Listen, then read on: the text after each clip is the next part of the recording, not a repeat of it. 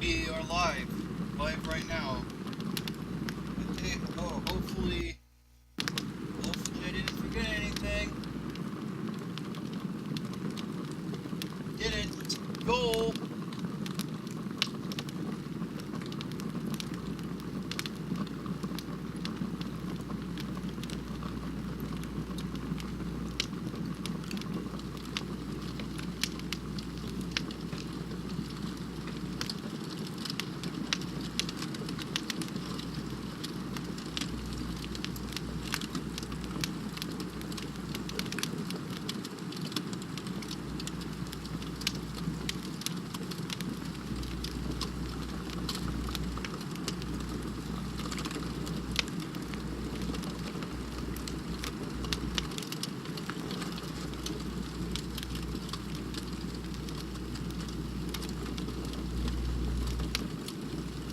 All before 6? 5 minutes needed? Jeez. That's okay. Alright. I have done everything before 6:01 happened. Honestly was my goal. Set everything up. We're good. Okay. So I think I have some actual writing this time, unlike the first 2 hours. We're gonna go with full 4 hours.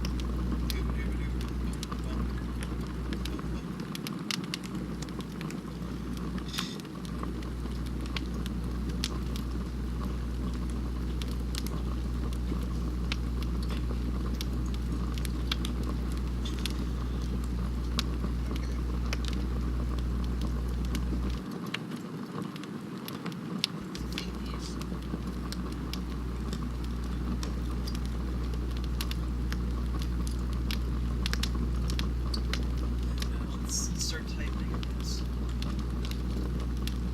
So, really, I worry about chapter 1 later. Added what you did. Throwaway line. And then it actually became it's like oh.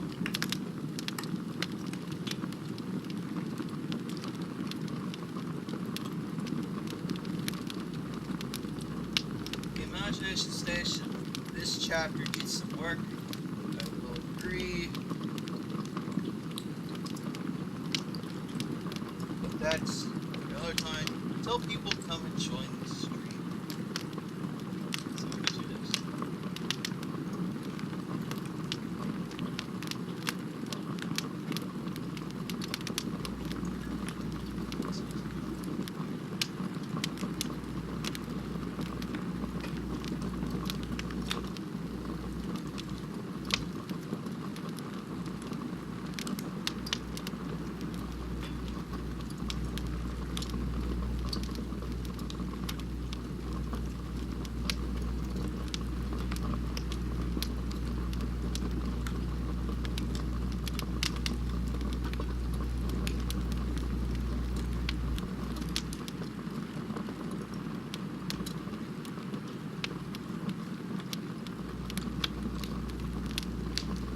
Yeah, we're writing Nova. And don't worry, since no one's here, I'm actually paying attention to chat, which is kind of pog.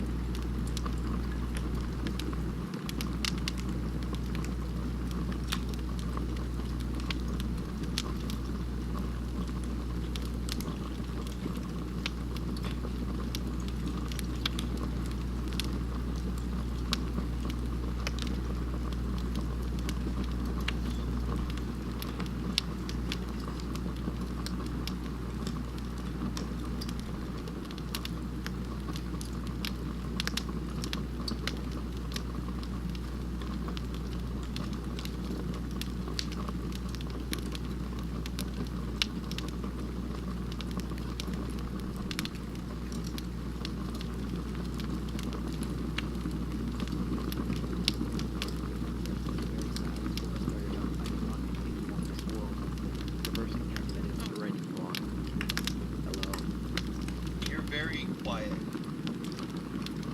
How about now? Still very quiet. You have only gotten... Anyways, it will not matter because I'm not here for that long.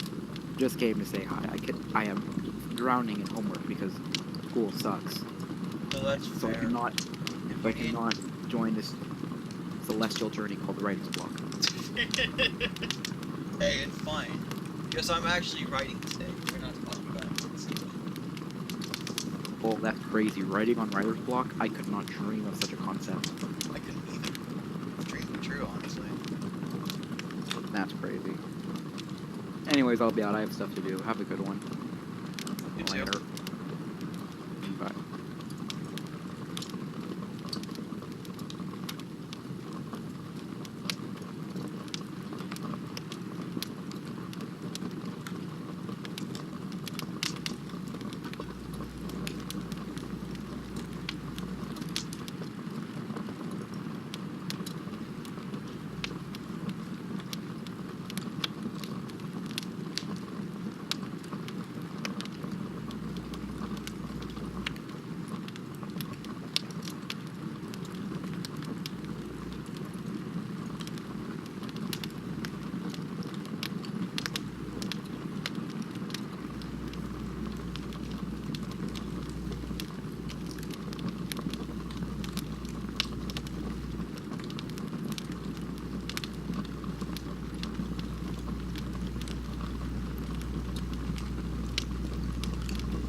Hey there, Nubbob.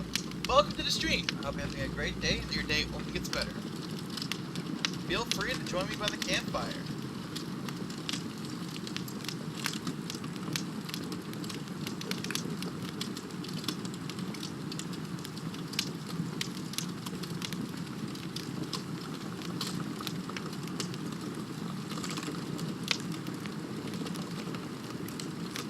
It's probably a bit loud, so let me turn that down.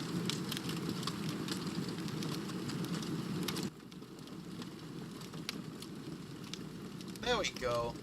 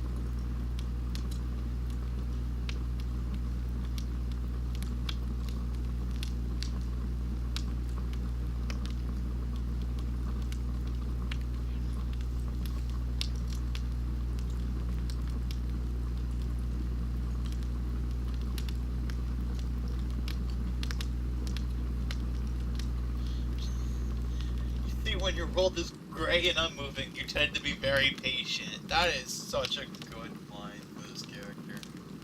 It's a death stick. It's perfect. It's like this. No. What's your relation?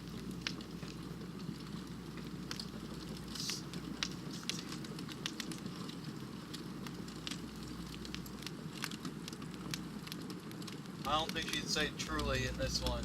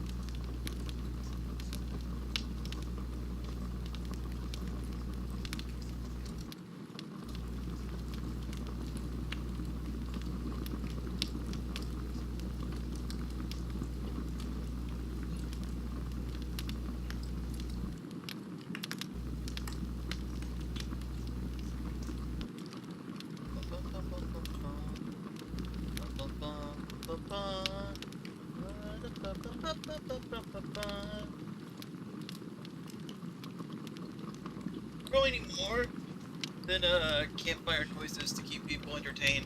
So that's all up to you guys. I know there's like 2 people watching. If you want something more than just campfire noises, just let me know, please. I will get it done.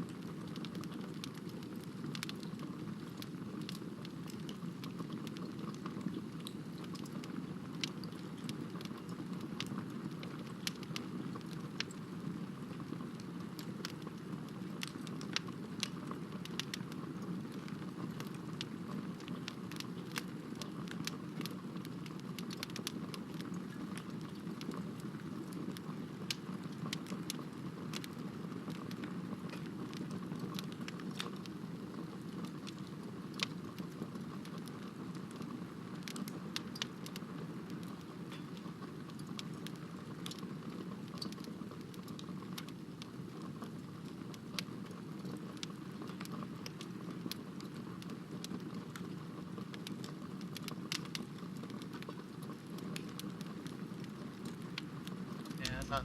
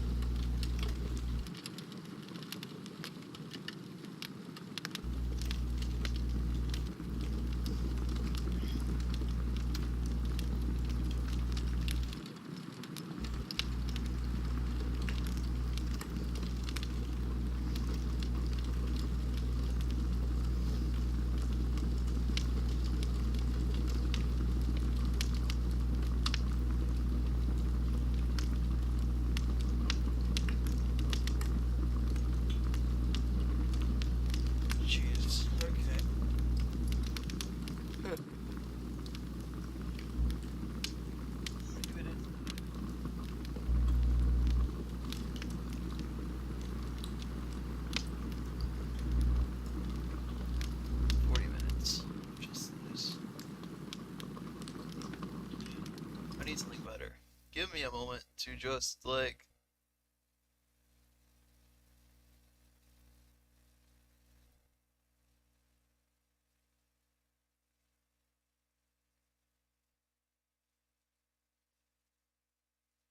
give me a moment.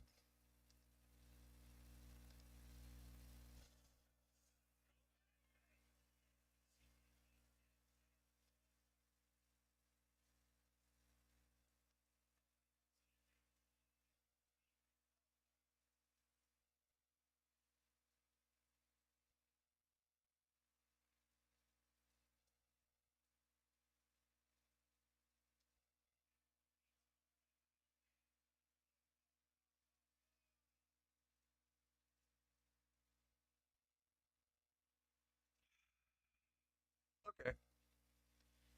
Yeah, I feel like I found the thing I need. Maybe.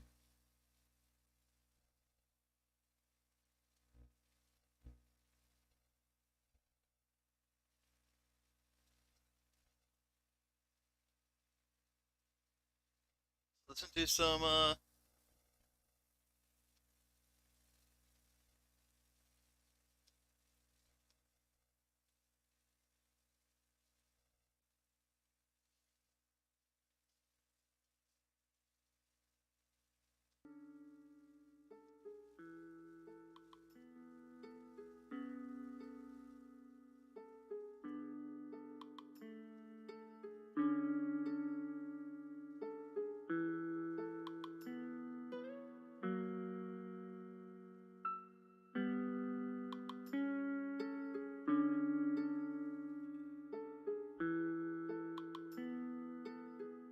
back at it again, I guess.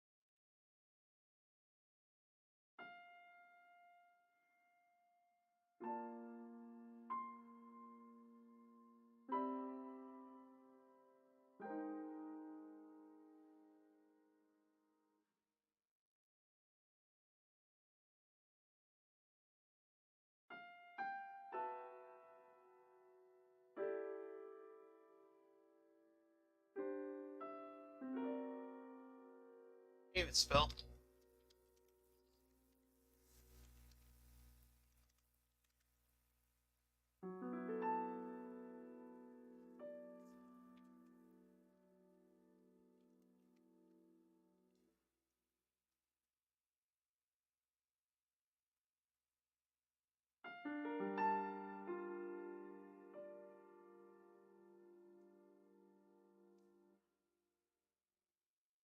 jeez.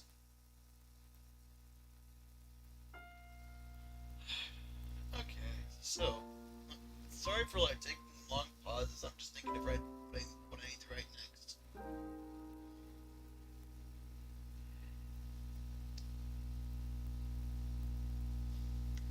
I shall be right back.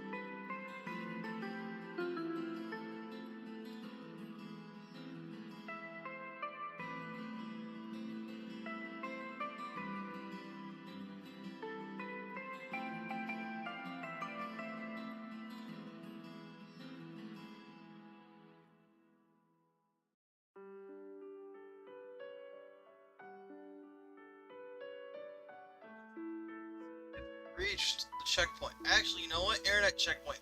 Frickin'. Internet checkpoint. I wonder if I just looked that up.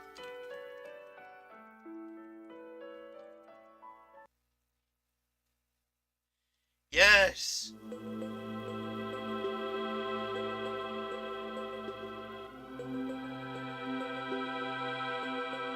Guys, listen, we've got the internet checkpoint.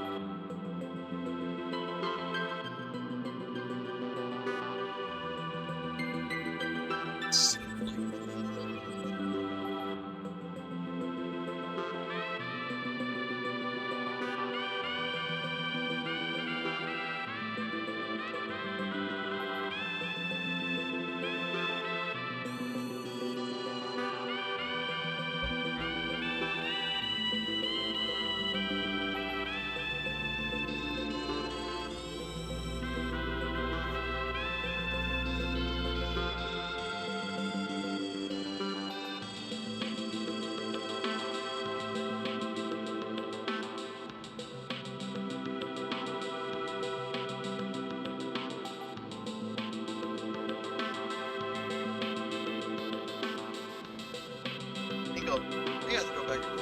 Oh, here.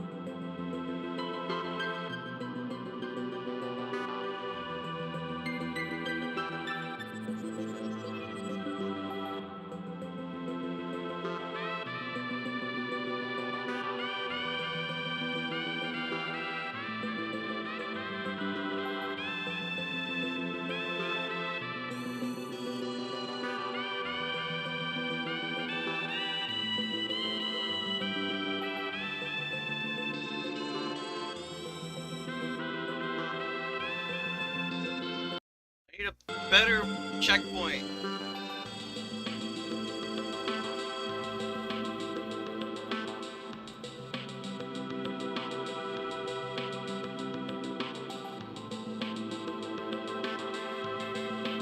We're all. Throw me this.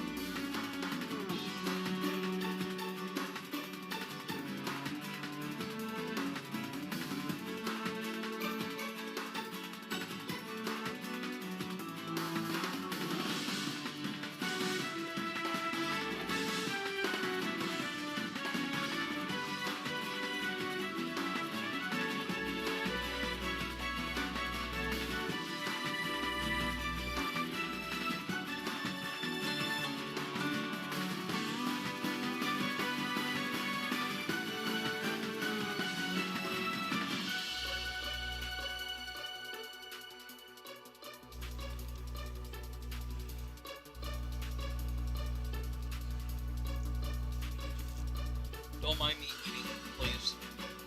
Um, basically here by myself. There's nothing that I actually do. Writing.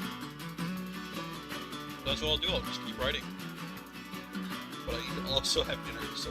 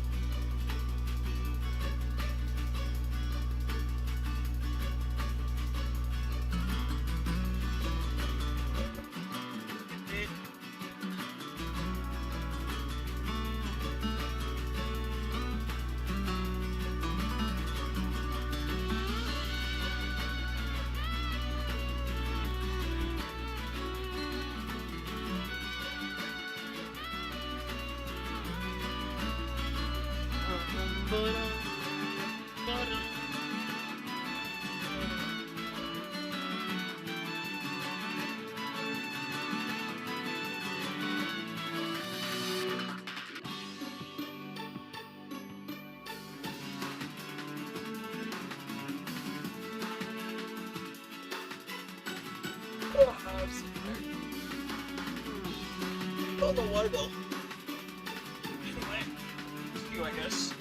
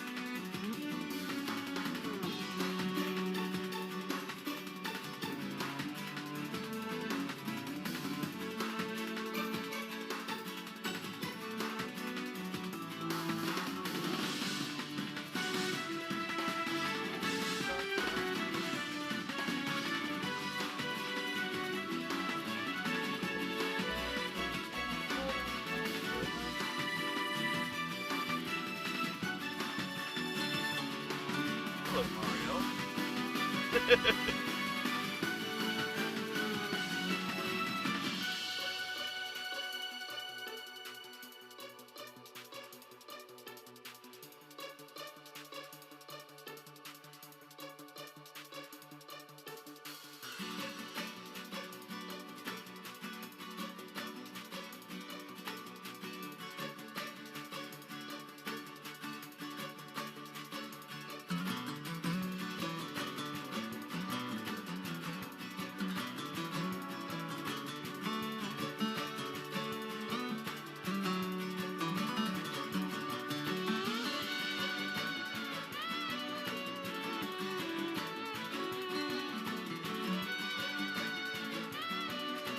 Gotta make sure these are all like the same.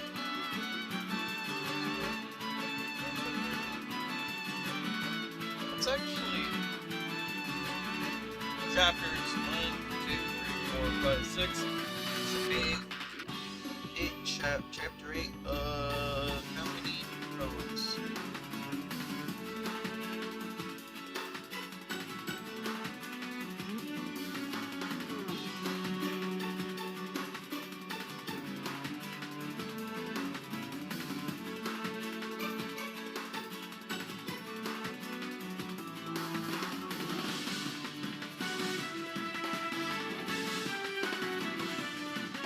This was good. I'm sorry, I got hurt. You did not deserve to look like this.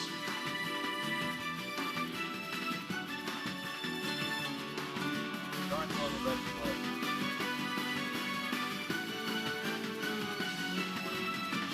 Now, I wonder how many people showed up this time. It's the same amount. I can just go get some.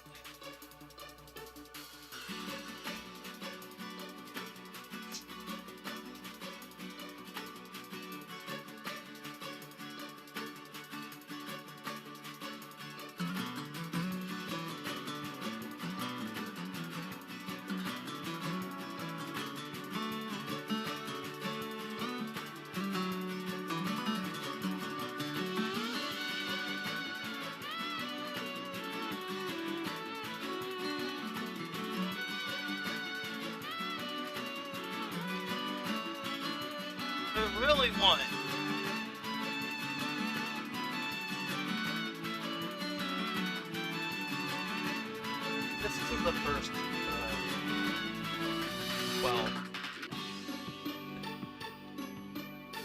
Probably should have added one about it.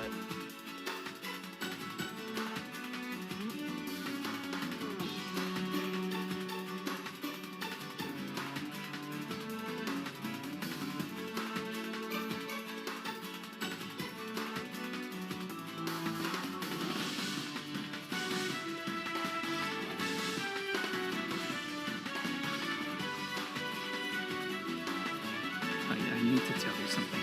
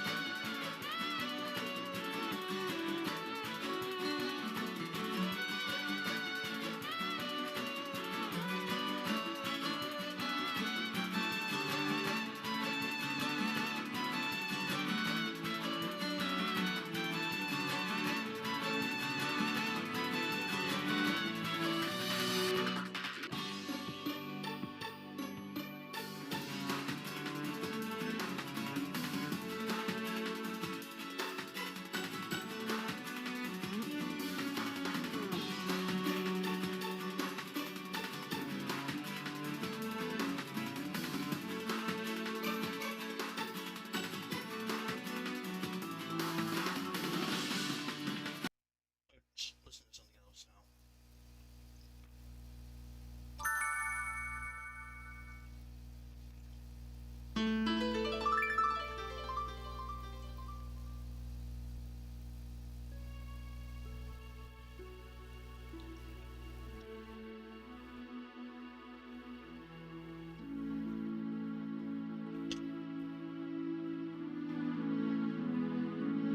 Turn this up a little more. Start writing. Okay.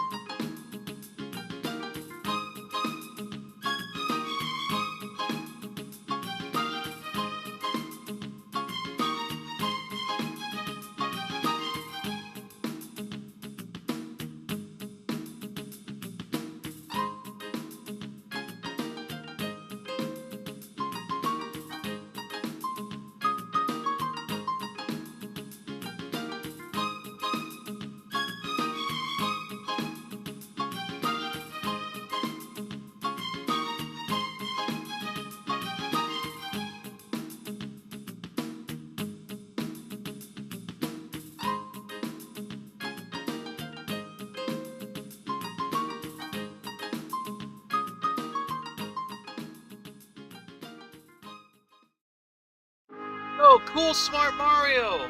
How long have you been here? Cool, smart. Welcome to the stream. Hope you're having a great day and that your day only gets better.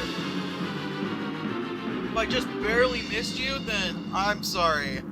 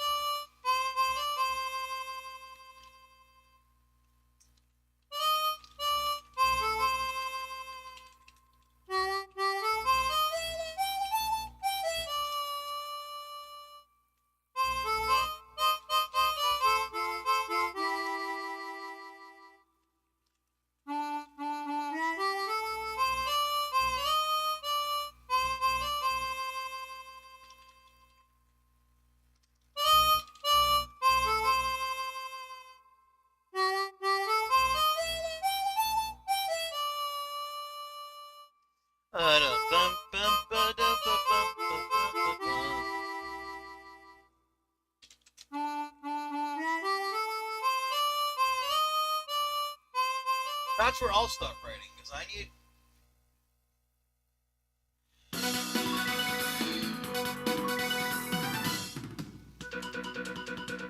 Which writing block? Pulled in more viewers. That way I didn't just have to worry about me kicking my ass.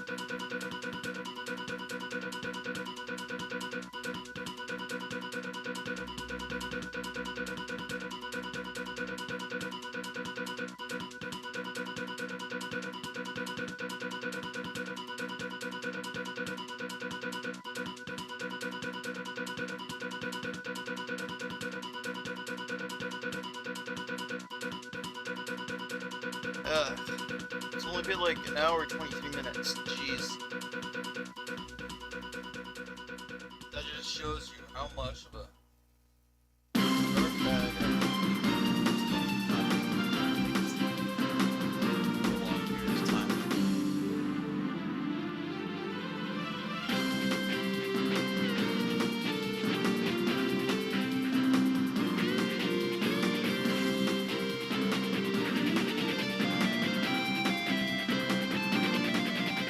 What's the space about this? 1.5. What's single space?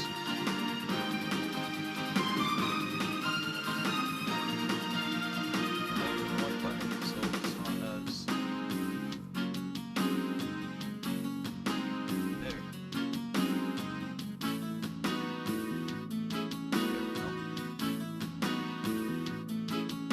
Not as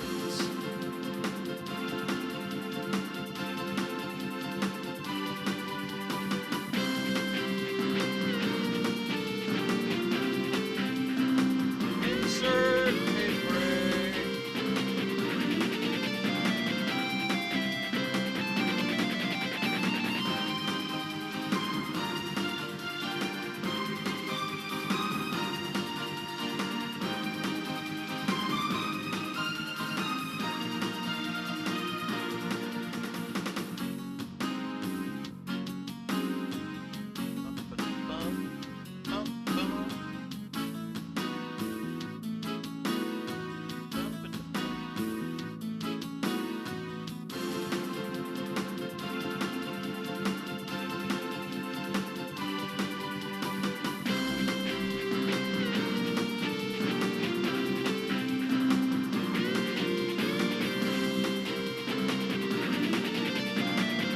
just show you. It's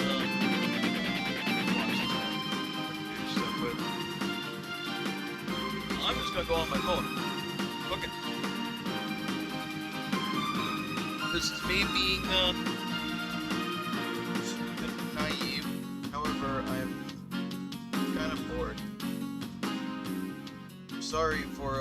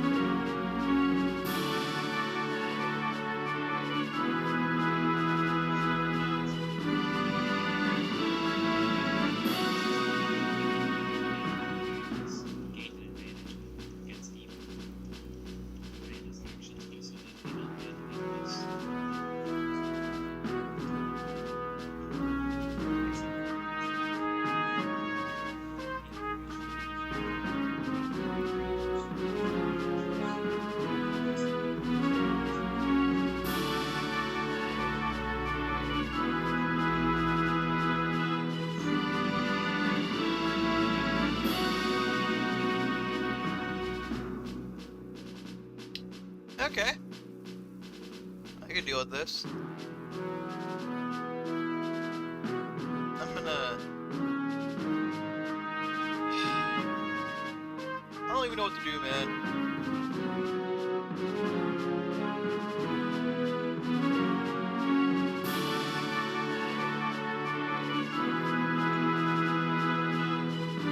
It keep leaving, so...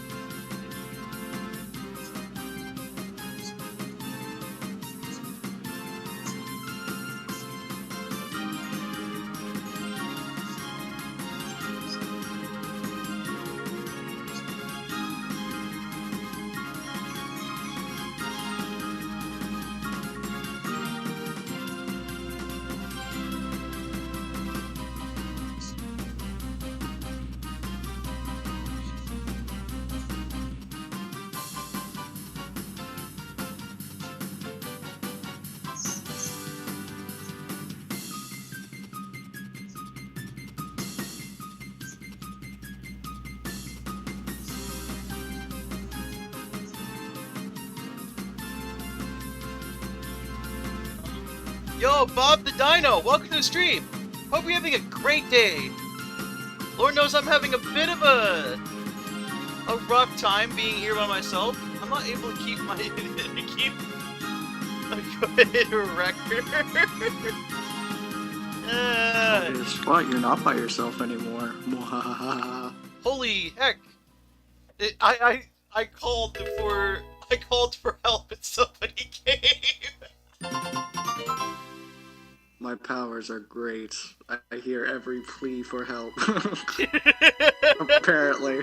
I did the Undertale call for help, but nobody came. But someone came. That's crazy. Crazy. Yeah. So while you were not here, I wrote okay, so last writing block I wrote my prologue, which you can give a read if you want to. And then this writing block I wrote bits. I wrote a fair bit of the interrogation. At least a fair bit in my eyes. Because I stopped because I forgot what I was supposed to put next.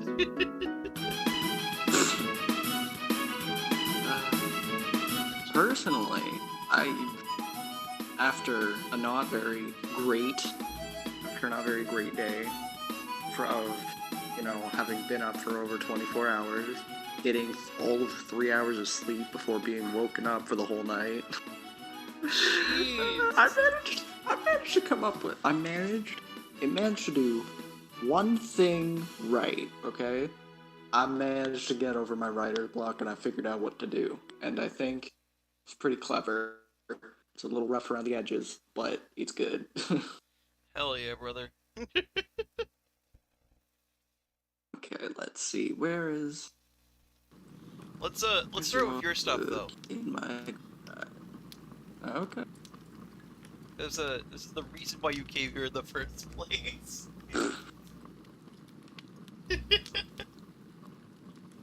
Plus, I would like to read something that's better than my own stuff for once. Okay. Were we just hopping onto 2? I think I sent you draft 2 a while ago. Should have it somewhere. Maybe. I need to write it out, and I need to just find it. We'll see what happens first. You finding it or me sending you the link again? Found it. Sick.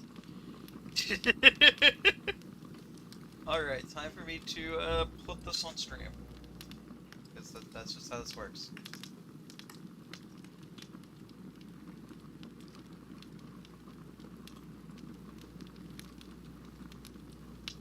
There he is, Mr. Anonymous Dragon.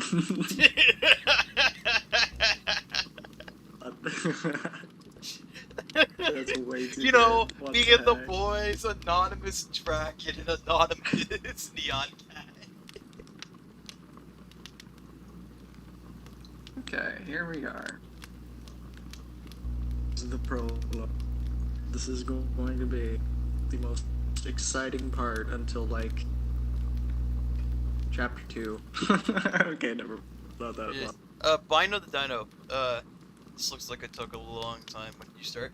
Okay, so, my book started about 2 years ago. However, I only seriously started actually writing it about a year ago. Actually, no, I think it's been like a year and a month. We started it like November, I think. I can't remember. My book is always in the description of my videos. Robert's book, long time. I've been doing it for gosh dang. This is draft 2. I finished a draft. Book is done, but now we need to get good. We need to take it from okay to good. And then draft 3 happens, and you scrap everything, and it re-happens again. Oh boy, if draft 3 ever happens, this book is going to. This is why I'm not be bothering. I'm going to die before I finish it.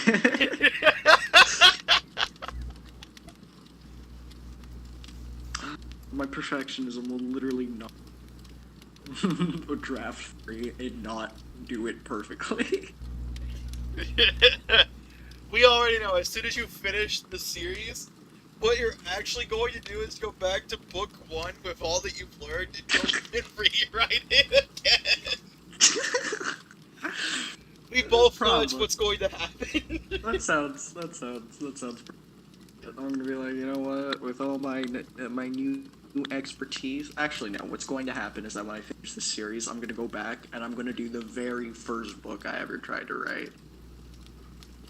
We're not gonna do this one. We're gonna go all the way. We're gonna go all the way back. I'm gonna actually finish the gosh dang Phoenix the Vanguard. It's going to be sick. That sounds sick. Oh yeah. I mean, at the moment I thought of that title was the moment I decided I wanted to be a writer. I was like, you know what? Yes, this is my life now. Yeah, the moment I decided to be a raider, I was just typing away in some random roleplay because I was a stupid kid back then. I did stupid things. Roleplay is fun. No, roleplay is fun, but I was doing the stupid kind. Like, Oh, you were doing the stupid kind. I was 16. Okay. I'll let you think I about was that. 16 too. What's your point? Yeah, I'm not even gonna say it on stream. It's inappropriate. That kind of thing. But I wanted to write my own thing. So I wrote a background for a character, and then I started writing a book for that character. I'm like, huh, maybe I should start doing this. This is kind of fun. I think this is very indicative of our personality. You're just doing a thing and you're like, oh, maybe I should just keep doing it. And then I'm like, I just thought of something completely unrelated to this thing. Let me do this one random thing. I dug a hole so deep it went backwards. That feels like me. I'll dig myself a hole, then I'll just dig it so deep I pop out of the problem. Completely fine. That's just me. Anyways, okay. Prologue. Prologue is spicy. Prologue is pretty spicy. Prologue seems pretty nice. Prologue is spicy. You know it's good when it starts off with an accident. Huh. Oh yeah. An accident. He glanced over the report. Do they really think I buy that? It's the Advent rising up, and they don't want to admit it. Unrelated my ass. Threw the paper down. He glowered at it for a second, and then composed. Sorry, so you were my new apprentice. He closed his eyes and snapped his fingers a few times. John, was it? Okay, this is the part where you do your best to do a pirate impression. Are we really Pirate going John back to the cannot pirate? Are we really? You know what? Pirate John can't die. We can't let that die. You know what? I can't do a pirate voice anymore. I lost time. However, Pirate John lives on. Pirate John lives on. And you know what? In the game, we need to have a toggle to where we have normal John and Pirate John. Pirate John. It's like some random late game freaking Easter egg. You can But only you listen get to to be John. And you know what's better? You can only listen to the final cutscene with it. That's the only bit you get to hear with Pirate John. The absolute mad. Yeah, no, I can't do a pirate impression anymore. I'm not even gonna try. Okay. This is just pick a voice that you think sounds ask. Hi, sir! No, that's not it. Nope. Nope. I was like, yeah, that doesn't work. And then my brain just started to say, no, stop it. My man John, he's got a deep. I don't have deep. You don't have deep? Okay, then I guess I'm just voicing John too. I guess so. Now I need a fake voice. Dang. Do you have a pirate voice?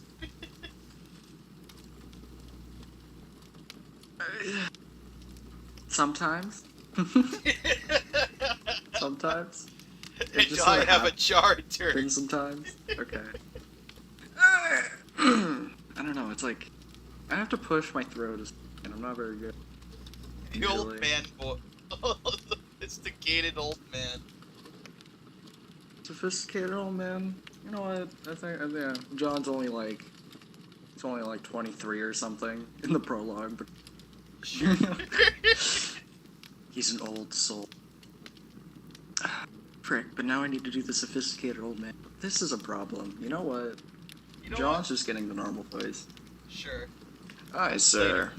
Later. Just Cadden is fine. He waved his hand dismissively. He looked back down at the report and sighed. Back up. After a few moments, he slammed it right back down. He spun on his floating Oh, I see. Standing up suddenly, his chair continued to spin. What do you see, sir? Cadden? Cadden looked up at John with an impatient glance. You are on familiar terms with the victim, correct?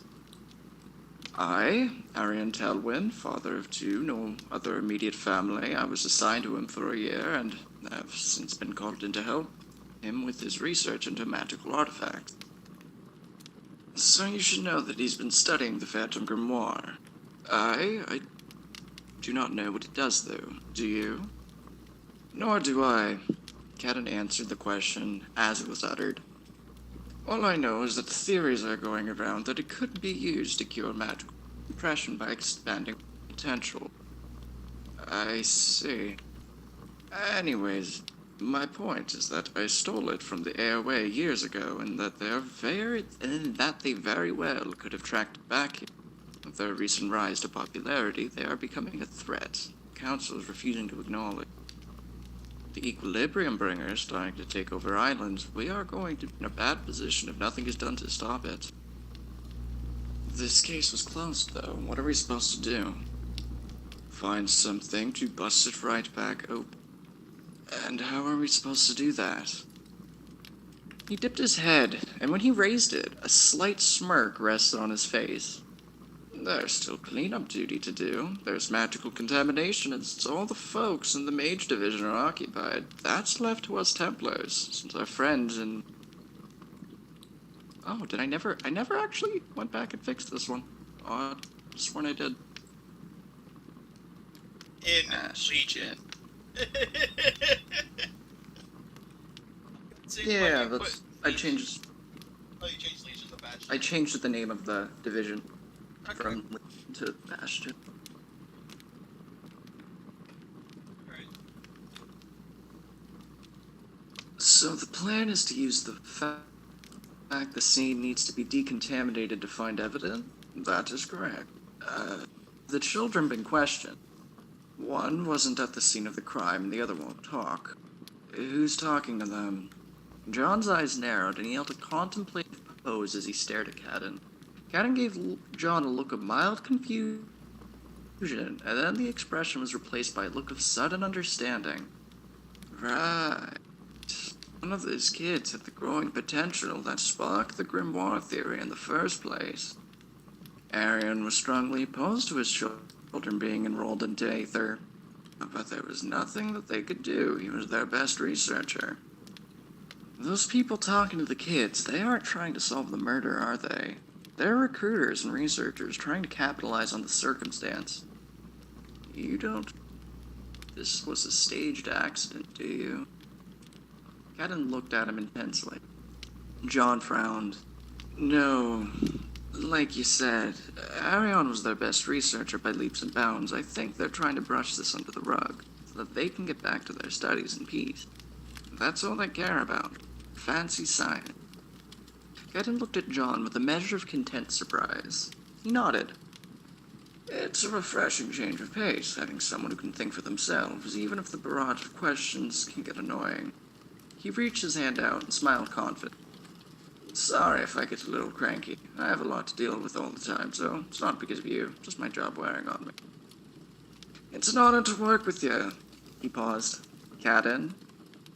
Did you notice? Did you notice? First time, John was like, sir, but then the second time he's like, sir, and then he went, and this time he's just Cadden. Character growth. The prologue, absolutely insane. It's not even prologue, it's acceptance.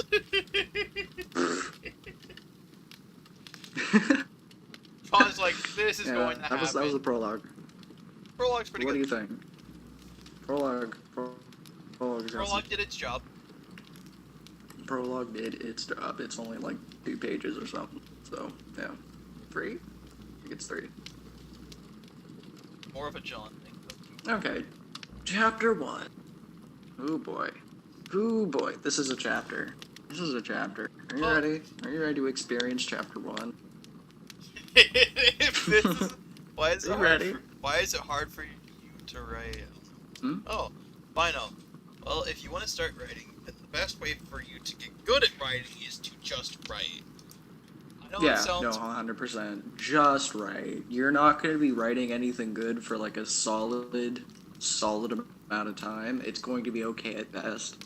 It's when you like go over and you look at it and you revise, you eventually, once you do enough revision, you just revise as you write and then just write good. It's a long process for sure. I've been writing for I only started like writing 4, okay-ish. 5 some odd years. Honestly, I only started writing okay-ish because of this man. You still only write okay. Don't kid yourself. No. Don't kid yourself. Think of it this way. Think of what I just said. I said I only started writing okay-ish. My writing is Okay, not good. Yeah, it's something you need to work at. But on the bright side, unlike a lot of other skills, when you get better at writing, it's very apparent. It's very obvious. You never ever look back at something you wrote like before and like wonder, oh, is this better than what I'm doing now? It's always like, yeah, no, I'm doing better. It's honestly the best part about writing is the skill. You're never in doubt when you're getting better. It's like, yeah, wow. I'm doing better. In doubt, release something for clout. Writing is just something you just need to do. You don't really get good at writing without writing a lot. And theory crafting, but that's You another write thing. hundreds upon thousands of words. Another Hundreds of thousands of words before you like really start to feel comfortable with you. Yeah, and you also need like good decision making skills, which is something I never thought I would actually say. I mean, yeah. Because you're not going to be able to make decisions upon your own characters without it, or else it's going to seem like a jumbled mess like mine was before. I actually went back and fixed some things, I think, where it fell off. And then like, depending on your predisposition, you might find that it's easier to write if you plan beforehand, or maybe planning just kills your motivation. Like, you just need to try out a lot of things to see what just sort of clicks for you. Yeah, planning kind of just killed Like, mine. personally, So I just like have everything in my head, and then it just sorts itself out nice and neat. Not everyone could like, not everyone can do that, but like that's just how I do it. Other people can like plan things out scene by scene, or like chapter by chapter if you don't want to restrict yourself too much. And I kind of just like wing it. Yeah. It's all completely valid. Typically, just sort of wing it and need to do a lot of editing. And that's not necessarily a bad thing. It's better to have something done than spend a whole lot of time thinking and getting nothing done, usually. Because this is something I struggle with a lot, but I actually have like 15 or 16 drafts of this book. It's just none of them made it past chapter 11. Not a single one until previous one that did. It's, Jeez. yeah. That sucks. I just kept doing it over and over and over and over and over and over. I Actually, bet, no, like, it's probably 2 closer to 20 now. Jeez. It's probably closer to 20 now. Oh, yeah. Lord knows that 2 of 3 of them are probably the same. In some way, shape, or form. Because if you're really not continuing, you're just writing the same thing over and over and over again, it will start feeling it's not the same thing. It's that there are definitely... I might be writing about the same things, but it's definitely... understandable. If you're trying to get good at writing, just write a whole lot. Don't worry about it being bad. Just keep doing it. Oh god, and I put a lot of sixes. go over, edit, revise, look for things that are problems, figure out what you're good at, and then just don't worry about what you're bad at. Honestly, don't worry about what you're bad at. Don't worry about it. You'll either get better at it passively, or you'll find someone who is good at it that can be with it. I mean, I found the second option for me, apparently. Yeah. Yeah. I just mosey on over here, and now I just, like, carefully dissect his book and tell him why it's bad and how to make it better. I mean, I think I did a good job with the prologue, from what my reader told me. Yeah, we'll see. We'll see. I always have to say we'll see. Yeah, because, but like, apparently it's a lot better than what I usually do. I mean, I'll believe that. You know what I mean? The amount of time I've spent telling you how to write for the last freaking 6 months. I would be so disappointed if it wasn't. You have no idea. I mean, obviously I haven't changed styles at all, so it's gonna be a little explanation heavy, but that's... There's gonna be a little bit of crack. Gonna be a little bit of crack everywhere. Maybe. Not cracks, crack. I mean, like, sprinkling some crack everywhere. A little bit over here, a little bit over there. My idea of the prologue was to just explain how imagination was formed and how a person stores it, and then give a subtle nod to it being related to imagination breaks, and that's what I did. That's how I did it. Okay, we'll see what it looks like.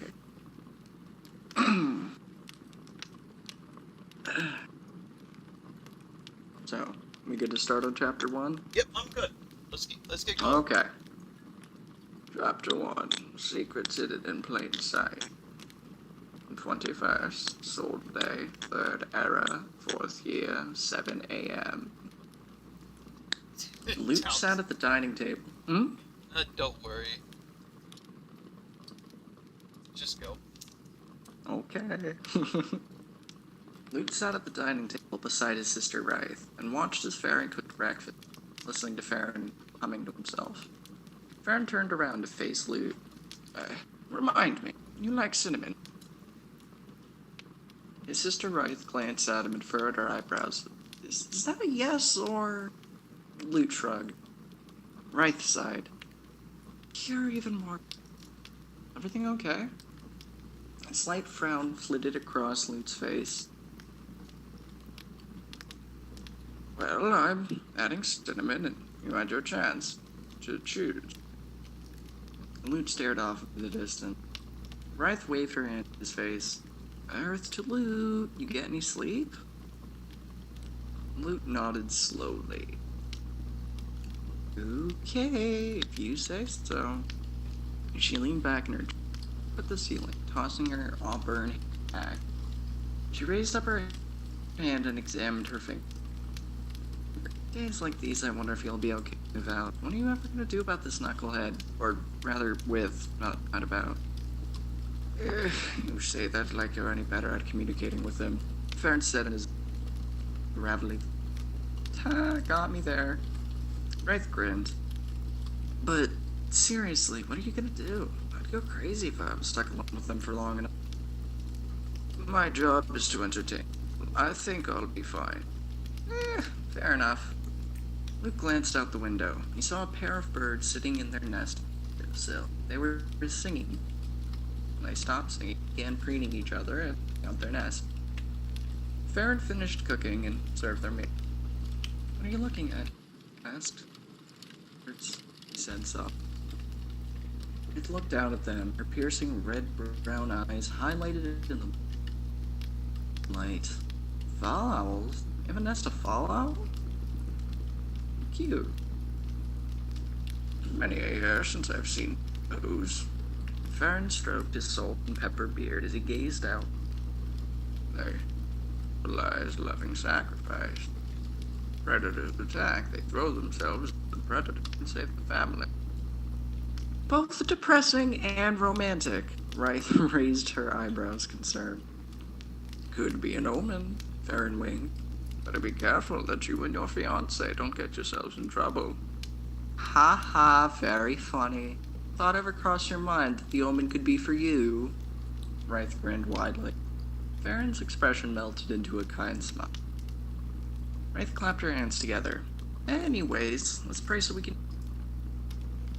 Right. Farron's expression sombered, and they all bowed their heads. Fate and destiny bless this meal and guide us through our day, praying that we remain on the right path, that all our endeavors may bear fruit. Amen, they all said. Wraith began eating in earnest. In the... Oh, my article. Why is Google saying that's wrong? Is it saying it's wrong? Yeah, it's supposed to be in earnest, not in the... Oh, so I was right. Yeah! Okay. That's weird. I could have sworn the expression was in the earnest. Oh. It is in earnest. English is weird. That's another thing. When you get into writing, you have to acknowledge the fact that freaking English is like... It's not a language. It's three children in a trench coat standing on top of each other trying to pretend to be a language. And not only is it that, but it's mugging other languages in dark alleys, sifting through their pockets for loose vocabulary. It's...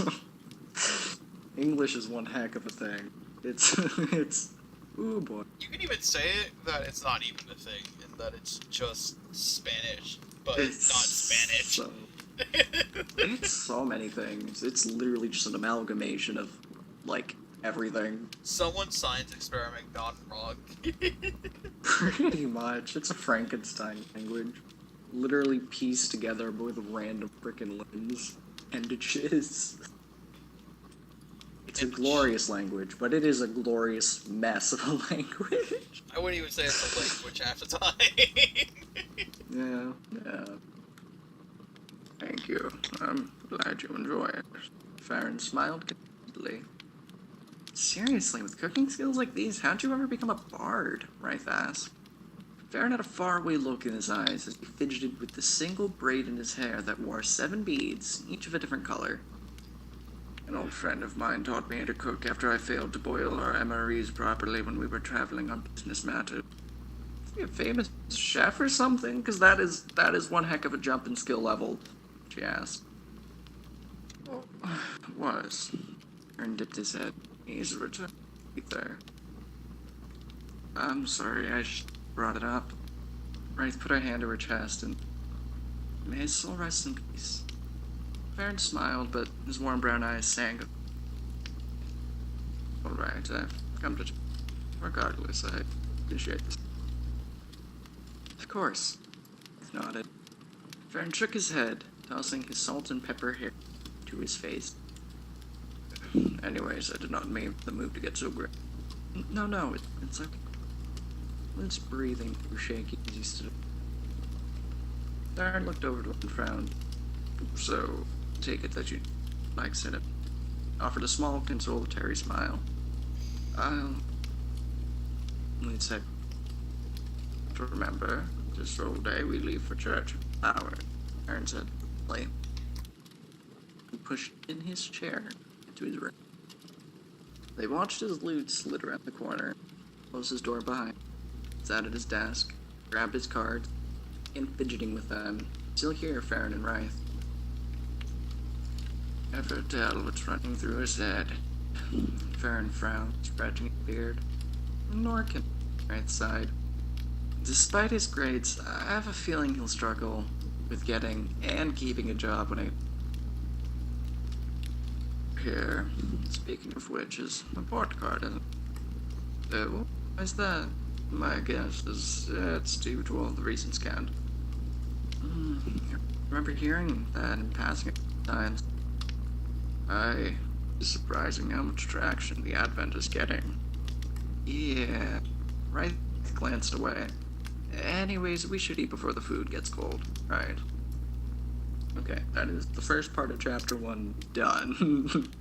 That is scene 1 done. Scene 1 was pretty decent, not gonna lie. Scene one. I think scene one is pretty good. Scene Yeah. two, though. Scene two is interesting. Interesting in what aspect? You have to. It's interesting. Oh boy. You'll see what I mean. Oh boy. Usually when you say it's interesting, you're usually referring to it either being quite bad and good. It's very interesting. I'm not entirely sure what to make of scene number two. Alright. It does a lot of things right, but it does them in a weird way. Okay. I mean, am I a stranger to that? Fair. No. So let's Just bear in mind, it's going to be probably just slightly awkward. That's all I really. Luke heard Farron knock on the door. We're leaving in a couple of minutes. You should already do so. Luke finished shuffling his cards and pocketed. He stood up slowly, taking a few deep breaths. Pushed his chair in and glanced in the mirror. Bright green eyes stared back at him. His fairly long, mostly hazel hair was something of a mess, but his white dress shirt and black jacket that matched his earmuffs made him look good enough that he didn't bother grabbing his comb. His gray slacks were slightly wrinkled, but it wasn't that big a deal. He made his way out of the room and to the door. He leaned against the wall beside the door, crossing his legs and pointing his fingers as he unlaced his fingers and twirled tufts of his hair. His fingers stopped. They reached the silver streak in his hair. It felt more like silk than hair, and as he twirled it, his breathing slowed. "We all ready?" Baron asked, puffing on his pipe. "Yep." Fantastic, let us be off." Baron twirled his hat, placed it on his head, opened the door, and gestured to go. He left and lead. The town was mostly quiet, with a little bustle. There were a few other families also all seemed in step. About 20 minutes later, they arrived at church, which was in the middle of the South District. The town's usual lively hustle and bustle had begun. Everyone was crawling into their homes ready for the day. Aaron held the door open. Wraith went in and followed. He noticed a new sign above the second set of doors. It read, "The Phalian Orthodox." Farron hung back to hold the door. That works, whatever. "Ah, hello, Wraith. How are you?" The priest asked, grinning broadly, shaking. "Doing quite well. Was last year I got engaged." "Oh, really? For you? I assume I'll be seeing the two of you here in the future.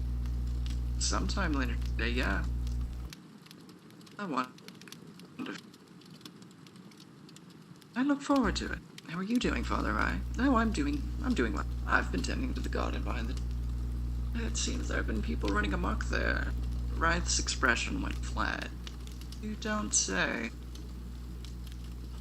This has been highlighted. I did not mean Is the there something highlight. amiss?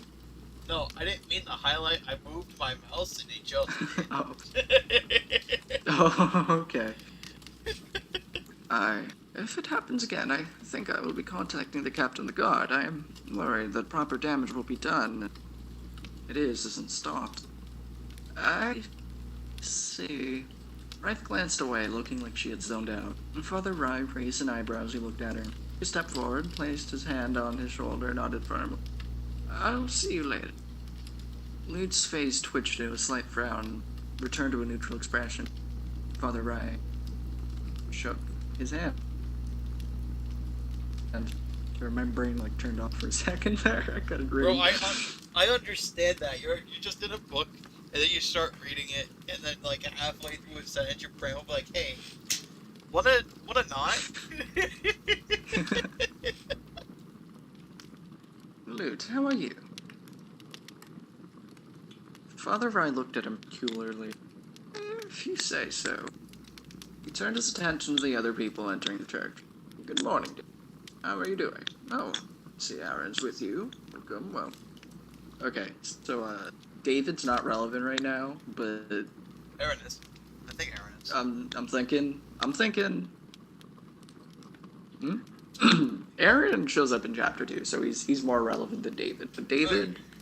I'm thinking he's more of a Mark. And I'll ask your opinion on that when he actually becomes a thing in like chapter 5. Honestly, it's good to have characters that are just there. Man, David's just already. Hopefully we didn't forget that. Forget what? Never mind. Let's just keep going. I don't like being told never mind, but okay. Wraith shook her head and then gestured for Luke to follow her to the front pews outside. As they sat, waiting for it to begin, gazed at the stained glass windows. They were green and silver on the left side, blue and light gold on the right.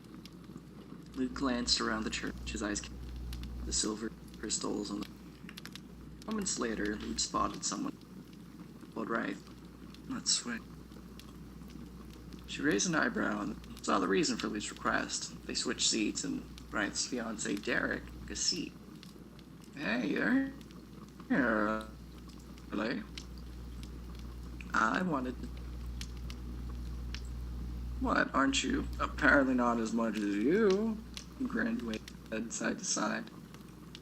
The braid and brown hair, 2 beads, blue and green in color.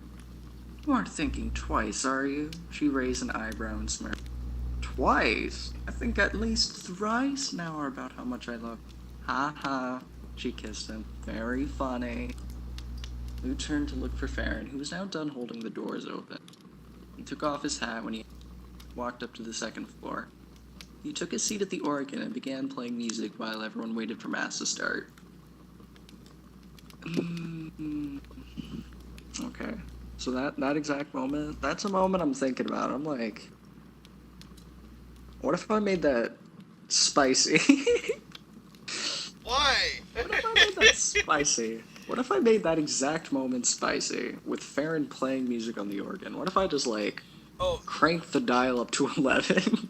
Oh, you mean that? Okay, so you stopped, right? Okay, so you stopped at that moment. However, my brain was still trying to comprehend what was going on, and like it takes a little bit, so I reread it twice. Like, well, what if we make this spicy? And I was still reading the other part. And I think you know what I'm talking about. I think that moment is spicy enough already. It doesn't need to be any more spicy. We don't need any jalapeno peppers. No jalapenos are needed there. I was thinking, what if he's like, I've decided that music is going to be something. It's going to be a method of doing magic, right? So I was thinking, what if freaking organ in the church, or maybe I want to make a completely new instrument. What if I just make it do stuff? What if it's playing a song, but like it's doing stuff? You know what would be funny?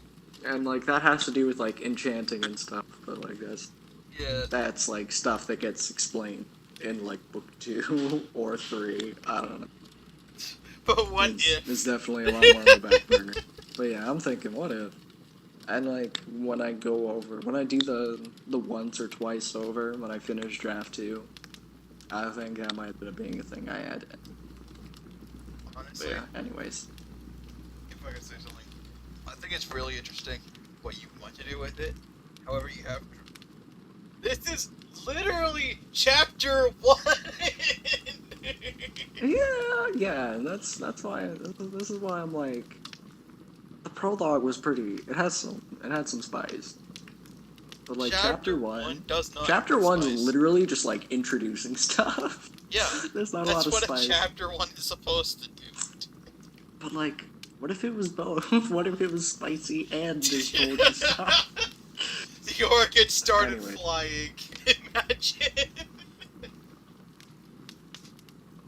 Or the notes played out. The notes played out in front of the crowd's eyes. Whatever. Yeah, maybe. I don't know. Honestly, actually, no. I think I got it. What it'll be is the notes will correspond to words. So like as he plays the song, the words just sort of there's like ghostly apparitions. I think that'll be what it. The haunted piano. The haunted. It's an organ. Who cares? Scrub. Forehead. Idiot potato. Hey, potatoes are intelligent. How dare you? You How say dare that, you but they're invoke name a like 40% potato starch. in the same sentence as idiot? You say that, but For they're that, you 40% must die. starch. I'm going to throw a jalapeno at you, and we're going to die. Okay, let us move on. Let us move on. A few minutes passed, and Father Rye walked to the front of the church and stood at the podium. He tapped a silver crystal, and all the silver crystals in the pillars lit up. He spoke. Good morning, everyone. I'd like to welcome you to Mass, 23rd Sunday. There are a few new faces, whether you're from out of town or simply curious. We welcome you. You will like it here. Now, may I ask that everybody please rise for the opening? One rose and grabbed the songbook from the feud, and Farron began. Okay, so this is the part of the chapter that's just like, there's a song, but not only is there one song, there are two songs in this chapter. Why? I don't know. I don't know. there are just two songs in this With chapter. this amount of song, you would expect this to be a Steven Universe episode. There's just a lot of singing in this chapter. Like there are just a lot of words that are just songs, and I think that's what makes this chapter kind of weird. The chapter 1 is not about introducing the characters, it's about introducing the fact you're about to hear thousands of songs. although, okay, so I finished, or I didn't finish chapter 6, but like the next part of chapter 6, you can look at it if you scroll quickly to the bottom of the thing. It's that scene. It's the scene. The scene is going to the. Is it the scene I'm thinking of? It better be. It's probably the scene you're thinking of, and if it's not, you're thinking of the wrong scene. Oh, Forehead. it's that. It's the scene of scenes. The debatably best scene in my entire writing career. You know what I Okay, thought it was? What? I thought it was time for Jared to get smacked by Mira. It's the That's tented bear weird. scene. It's the best. It's the best scene. The tented bear song. The failure of a date that is Jared and Mira. No, that's like way later. Yeah, I know. I Way realized that now, but I was. It's like hopeful. 2.5 weeks into the freaking story or something like that.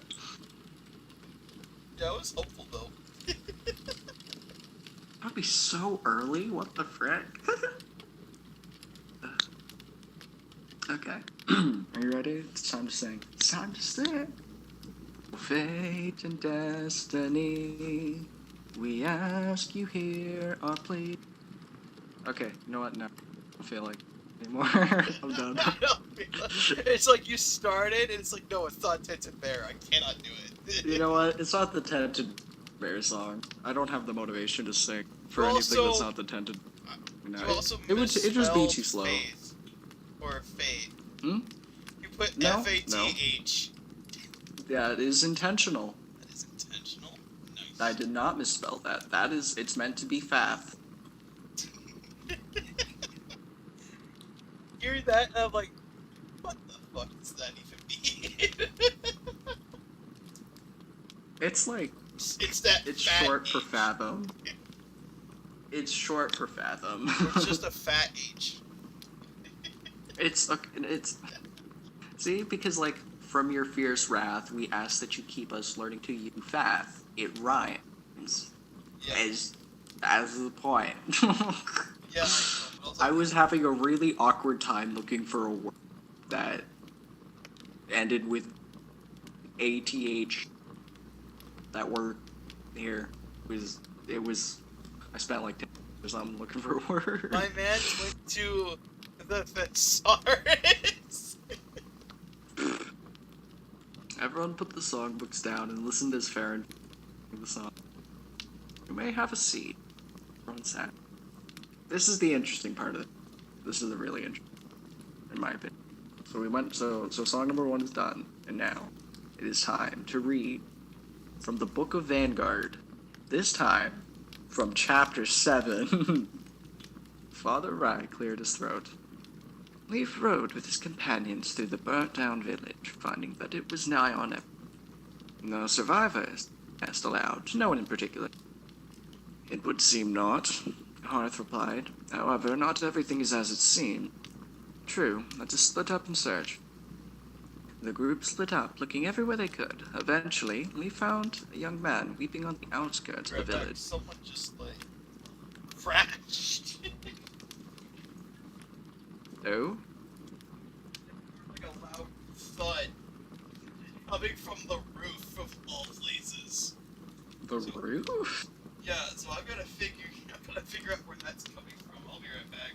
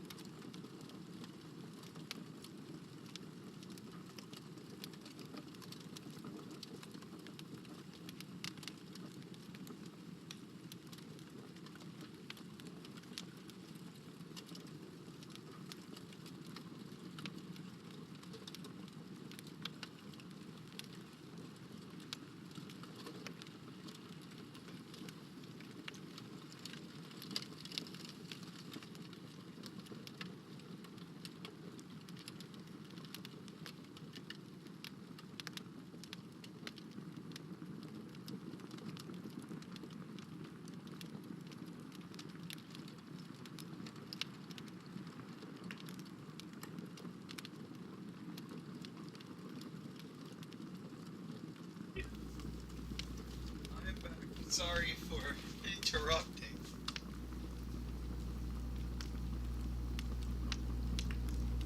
If you're even here. Yeah, I'm here. Alright. And that tree brush suicide bombed our house. Eventually, found a young man outskirts of the village. Are you the only survivor? Asked him. The young man nodded miserably. Turned. Leaf sat beside the. I sympathize.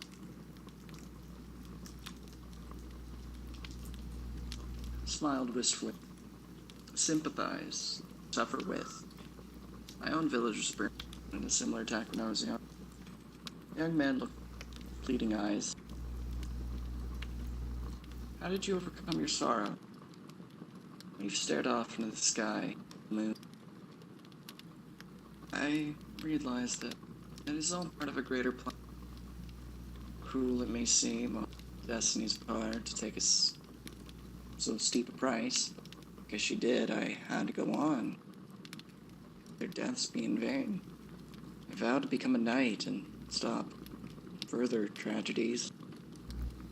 It seems I accomplished one of those goals.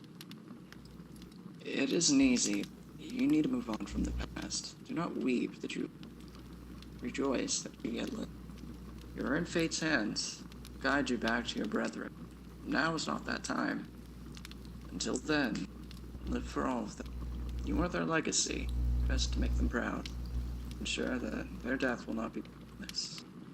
It is up to you what you will do while reaching the destiny of all people. The young man listened to Leaf's word. I understand what you say. It is not as simple as you make it sound. You've patted him on the... Give yourself time. In small stride. I trust you'll come to my... Leaf stood. One of my companions is a priest. You shall give the people of this village their final rites. Will you attend? The young man stood. This will be my first step. Leaf smiled and reached out his hand. Then let us go. Father Wright closed the book and did above his head. The word of fate's champion. The word of fate's champion. I think this is the highlighted chapter, honestly. Despite having never, ever, ever written scripture my entire life, I think I did a good job of it. I feel like you did pretty good. Seeing as though you have never done it before. Sure, if it's supposed to be scripture, then there are some parts of it don't feel right, per se. However, it does feel right in the moment. So you did that good. Sick. Oh yes, and now the best. Are you ready?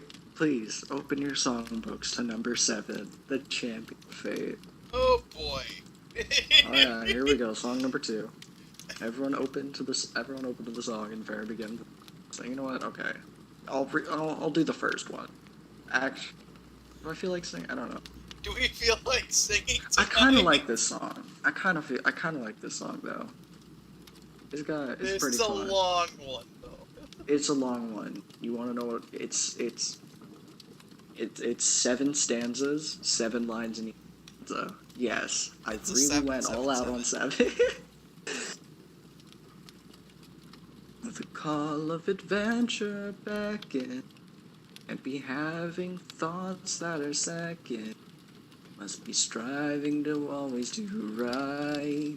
Must be striving to turn away spite. Must be striving to cure any blight. Cross. So we need no law.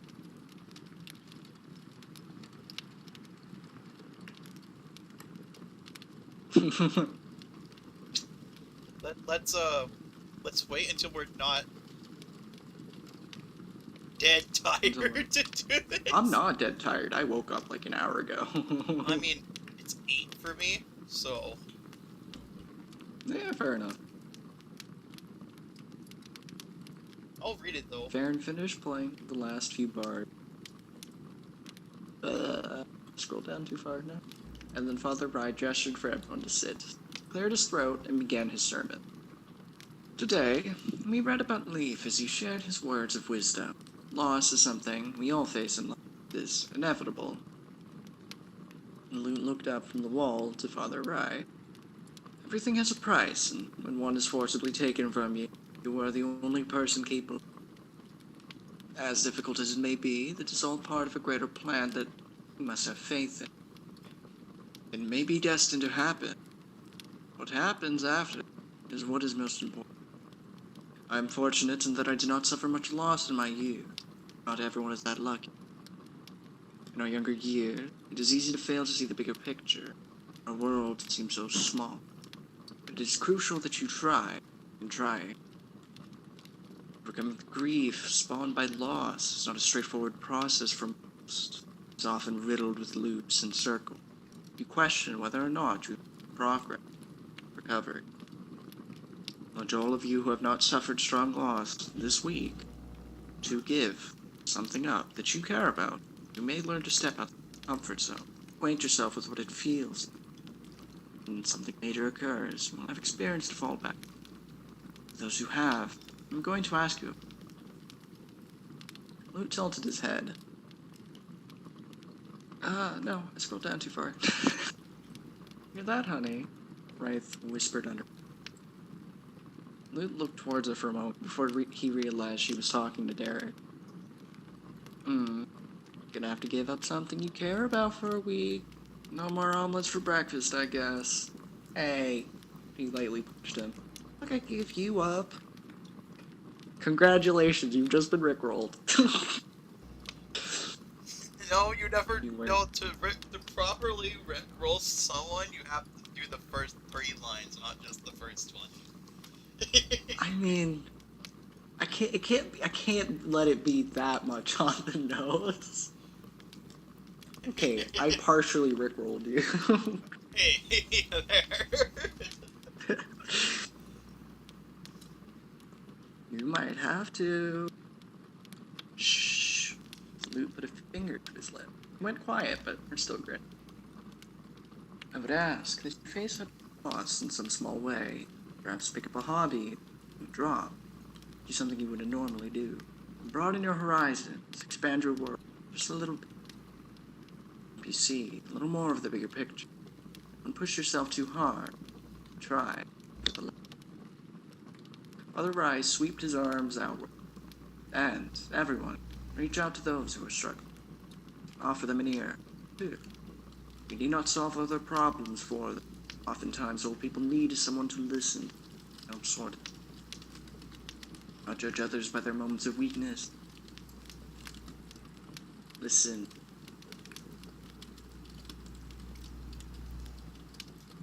It is right and just. So go out into the world. Go out and live your life while you yet, regardless of what may have happened in the past, or what will happen in the future. Live. His words reverberated through. He found himself on auto. They prayed, they listened, they sang, they were sent. Okay, so what do you think of the sermon? I think the sermon is the other highlight of it. Sermon's pretty good. I have never been to church, so I can't actually say anything on it. Fair enough. Like, I'll say this right now, I am not a religious person at all. I know that. So I you know can't that. You don't need to be a religious person to listen to a sermon and be like, yeah, that was good. No. I mean, for me, I kinda have to, because I don't know the experience. I mean, okay. A sermon is one of those things. It's just a sort of universal thing. It's not necessarily religious per se, right?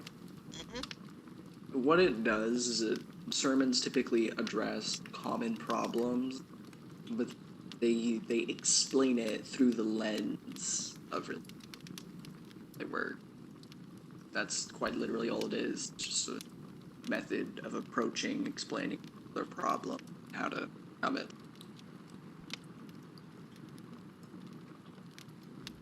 Okay. You need to be religious to listen to or understand, or benefit from, for that matter. Yeah, but I've never actually taken part, so that's just me being like, okay, yeah, I don't have this experience. Maybe I should at one point, but I don't have that right now.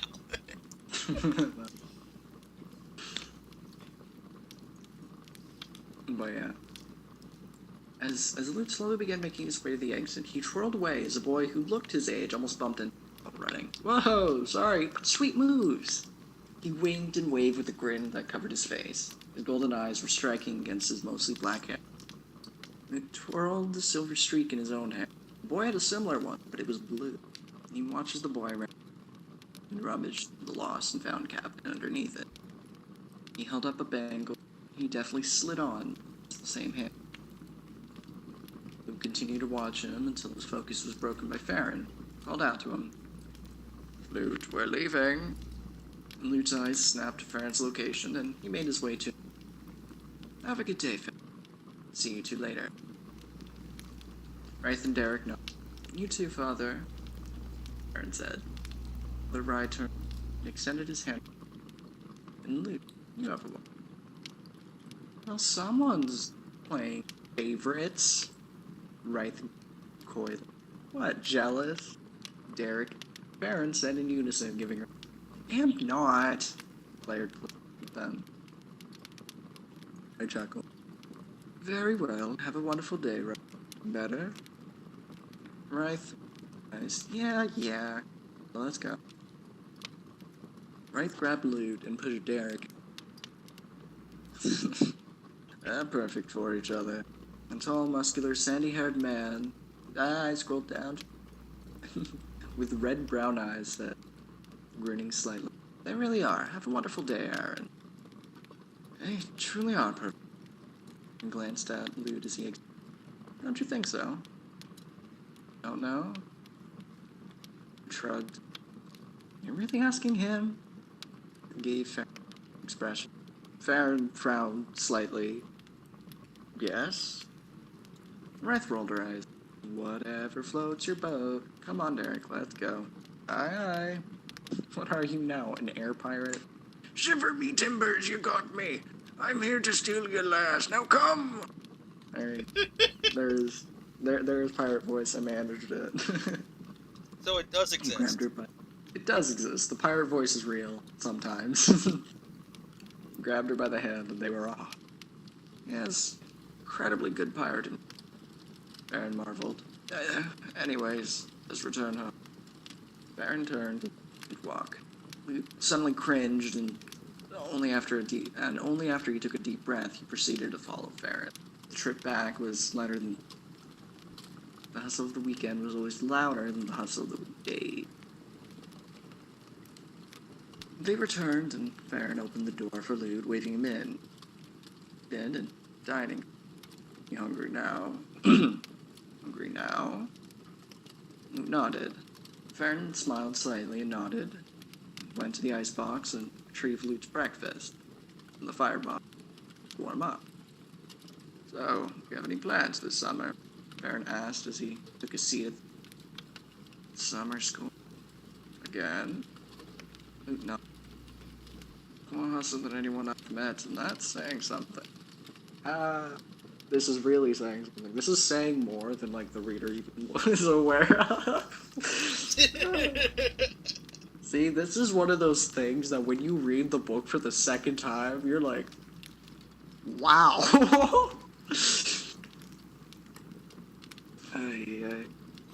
That makes sense, seeing as though you basically explained what it is to me. Yeah, I can see that. Mm-hmm. Luke shrugged, tilting his head. It's natural. So, Luke shrugged again. Farron grabbed his pipe and glanced around. Where did I put my striker? He sighed, set down his pipe, glanced at Luke, and glanced back at his pipe, and left for his room. Luke glanced around and spotted Farron's striker on the mantel above the fireplace. He grabbed it. Farron's room, opened the door, and said, I did. And saw Farron walking towards the door, huffing on his pipe. Luke gave him a look. Farron, without skipping a beat, said, I keep a spare in my drawer, just in case. Luke held out the striker to Farron, and Farron calmly walked up, grabbed it, and pocketed it in one smooth motion. Your food should be done warming up in a few moments. Let's return before departing. Luke nodded, and they returned. Farron retrieved Luke's uneaten breakfast and sat across the table, tossing a spoon his way. Luke caught it and twirled it between his fingers with a fluidity that made water look stiff, and slid it into his oatmeal. Where was that enthusiasm earlier? And Farron grinned, arching his eyebrows. Luke glanced away. He suddenly shivered and curled into a ball in the chair. Got the chills in the summer. Farron arched an eyebrow. Food while it's nice and warm then. Luke shakily grabbed a spoon and began eating slowly. As he ate, he accelerated until he was practically gulping down the meal. Farron gave him a look. Such an odd boy, you know that? Luke neither nodded nor shook his head. Well, I have a song I want to finish writing. I'll be in my room if you need me. Luke nodded. Unfortunately, it is not the Dented Bear song. It is not the song he's writing. Sad days. Sad. Now, I haven't decided whether Farron wrote the song in the past or not, but I'm not sure who wrote the Dented Bear song. You know what? Maybe I'll just let maybe I'll just let Robert Windshade, the founder of the Windshades, all the way in Era 1, be the one to write the song. Even better, you just let the reader figure it out. They don't say it ever. However, it will be applied every slightly so often.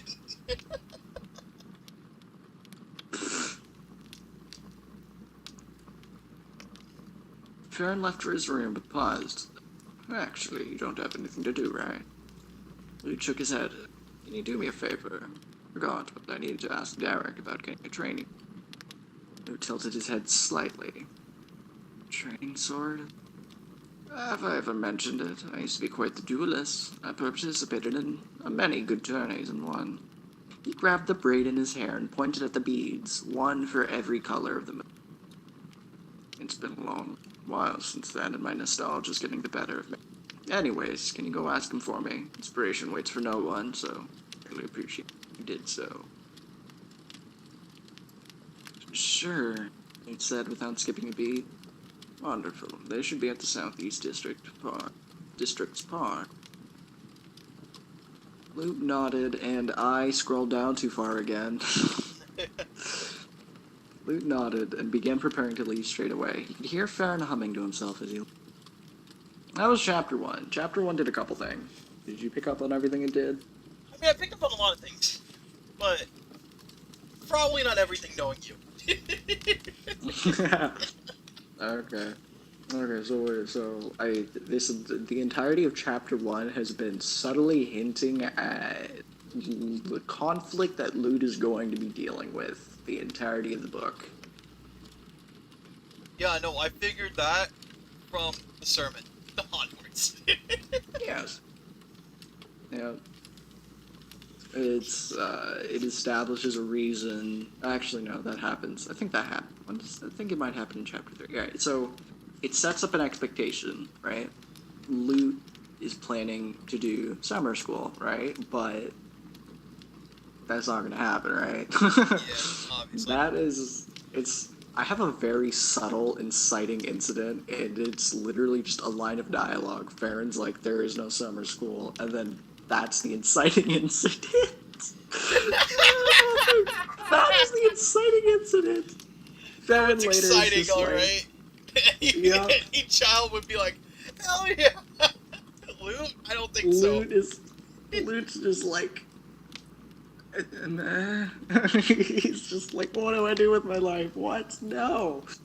But that is the inciting incident, in that he now needs to find something to do with his life. That's He's like, school it's don't such a, exist anymore. What do you mean? it's such a like small mundane thing, but like that's just sort of the entire point of Luke's half of the story. Or like 2/3 is probably more accurate. I spend more time with Luke than I do without.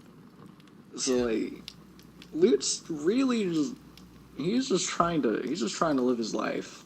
He's just right? existing. But then like more things slowly start to happen that kind of like push him along and give him things to do. Because like that's the entire reasoning for Luke doing anything. He has nothing to do. There's nothing to do. That's the only reason he ends up, saving the town at the end of the book. He legitimately had nothing to do. He had nothing better to do. My life is nothing right now. Might as well do something. And you can't stop me. Yeah. That's just how it. We have. I think it's pretty interesting at times. I think it's pretty interesting. we're gonna get some loot lore. Are you ready? We're gonna get some loot lore in this chapter. This chapter's actually. Lore about loot? Excuse me, I thought that wasn't... We're gonna get some loot lore. It's gonna happen. Okay, first of all, Yeah. Dino's asking how many chapters do we plan on making from the book. Me, I have no clue. Robert, you have actual chapter numbers. How many chapters do I think I'm gonna? That's a good question. I'm probably gonna have around like 50. My book's gonna be pretty big. Chapters are a pretty ambiguous term, though. So to give you something a little bit more concrete, I think my book's gonna be somewhere around 140,000 words. That's like 400 pages, 400, 500, 8.5 by 11 pages, 11 size font. It's a lot. Hello there, Senyo. Welcome to the stream. Good day. Greetings, peoples. We are about to start chapter 2 of my book. Yeah. This is the fun chapter. This is where just the goofy stuff happens. I thought the mention of Dash at the very beginning was goofy. Oh yeah, I mean yeah, that was yeah. I think it's like it's really easy to tell it's Dash. Like No, if you know who is. Dash is, you just look at that, and you're like, yeah. You don't even need the description of him. It's like, yep, that's Dash. Yeah, that's him. That's Dash. Alright. I saw Let's do an activity. I want you to hit Control F, and I want you to type in Dash. Okay, let me do this real quick.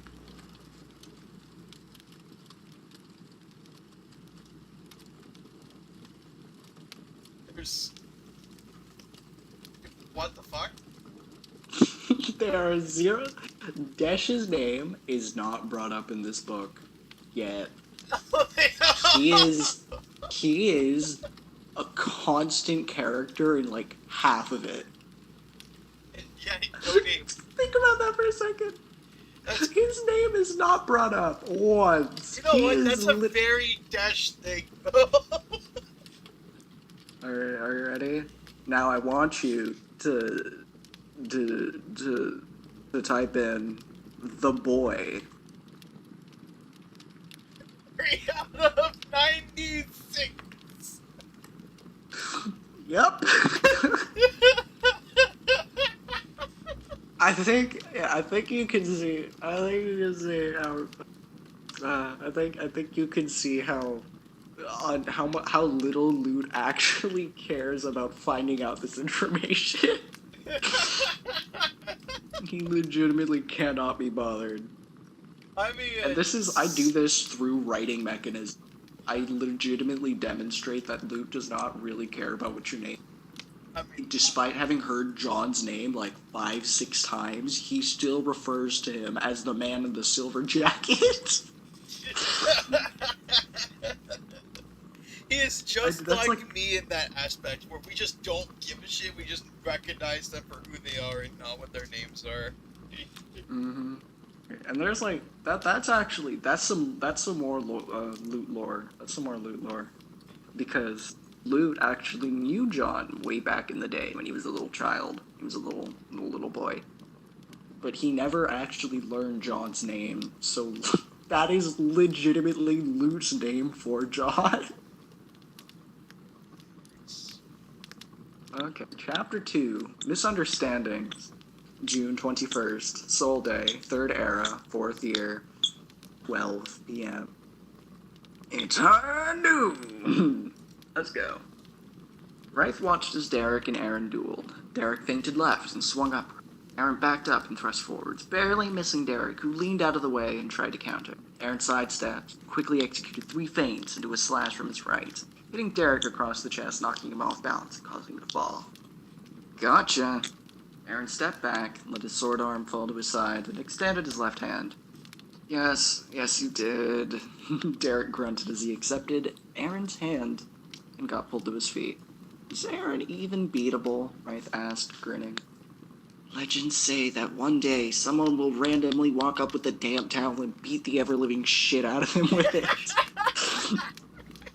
A girl grinned and winked at her. No, anyone is handy with the damn towel.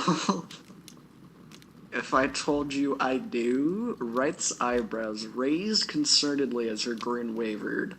Ooh, really? Yeah, he's probably out of practice, though. He spends all his time on school these days. Have you figured it out? Have you No, I figured figured it it out from like the first sentence because I only know of one character that you use ever that has its own skill. Yeah. See, the foreshadowing for all people who are out of the loop is in chapter 1, when Lute says his plans for school, for his plans for the summer is summer school. For all the people that missed that, that was the foreshadowing for this moment. And this is also foreshadowing. Oh yeah, this is foreshadowing. This is very direct foreshadowing. The legends will arise, but not in the way you think. He's a pretty fun guy. What? You in the market for a boyfriend? The girl wrinkled her nose. Not particularly. What, is he? I'm pretty sure he's never thought about considering that as a possibility. Really? Because you seem to be on very familiar terms with this person. Almost sounded a little spiteful, the fact that he spends all his time on school. Perhaps a former lover of yours? And now Jem understands why this chapter is titled Misunderstandings. Yep. This is the way we're going. This is the way we're going. It's gonna get... I just dialed everything up in this chapter. I'm like, let's just make it goofy. Well, don't you have a sharp tongue? Wright laughed. Avoided answering. Noted. Derek wore a wavering grin. Actually, have you met Valeria? I don't think you have, huh? She joined about a week and a half ago. Kinda reminds me of a younger you. She's even not bad on the swordsmanship front. Not bad? Excuse me, I beat you on day 1. Like I said, not bad. Derek laughed. I'm not vain or prideful enough to believe I'm too good to get beaten by a newbie. Valeria glared at him, shaking her head as she did so. You must be slipping, Derek, Wraith grinned. No, I don't think anyone left any banana peels around for that to happen. I'm almost certain that all it is that I'm bad. Derek laughed, while scratching the back of his head. Wraith rolled her eyes and chuckled. Hey, he's honest. That's important in a relationship, right? Even if it isn't fun, it's a good thing, Valeria said. Wraith raised an eyebrow. For someone so young, not looking for a relationship, you seem to know an awful lot about them.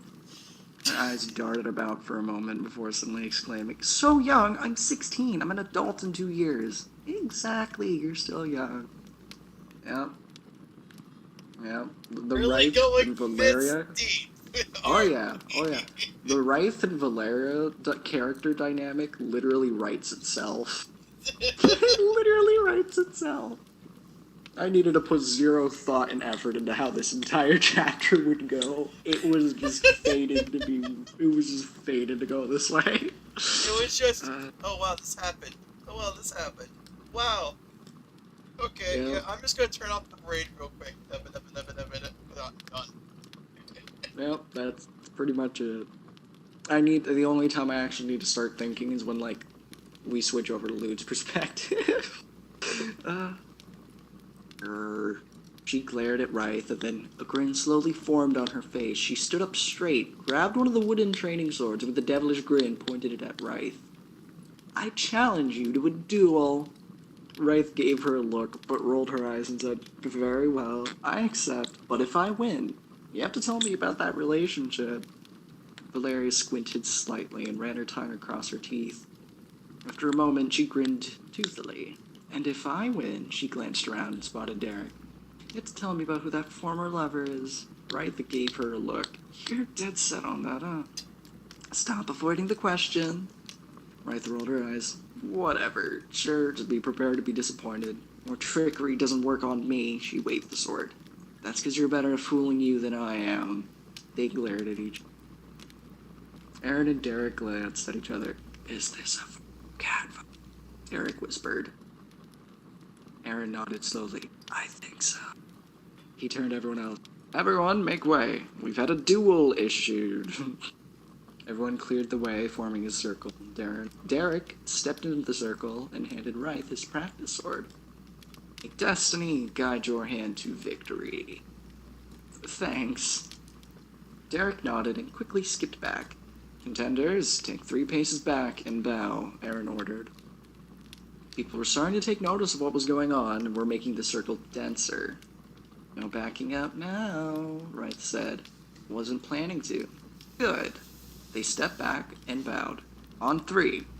3, 2, 1, on guard! Valeria rushed in, but Wraith simply smiled. Valeria opened by swinging to the right. Wraith noted the lack of a feint as she stepped back and to her right. She circled around Valeria, letting her think that she didn't know how to retaliate. Valeria spun to face Wraith. She ran in again, this time feinting her approach. Wraith confidently lifted her sword into a hide guard and parried the feint. Valeria's eyes widened as she was left open. Your tongue is sharp, your wit too, but your attention seems a little hazy. Wraith smirked as she backed away from Valeria, who ran at her again. He said, she joined about a week and a half ago and kinda reminds me of a younger you.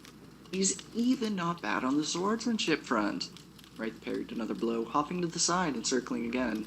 As in you, like me, are not bad on the whole swordsmanship thing. Wraith dodged aside as Valeria swung to the right and swung at the opening she had noted earlier.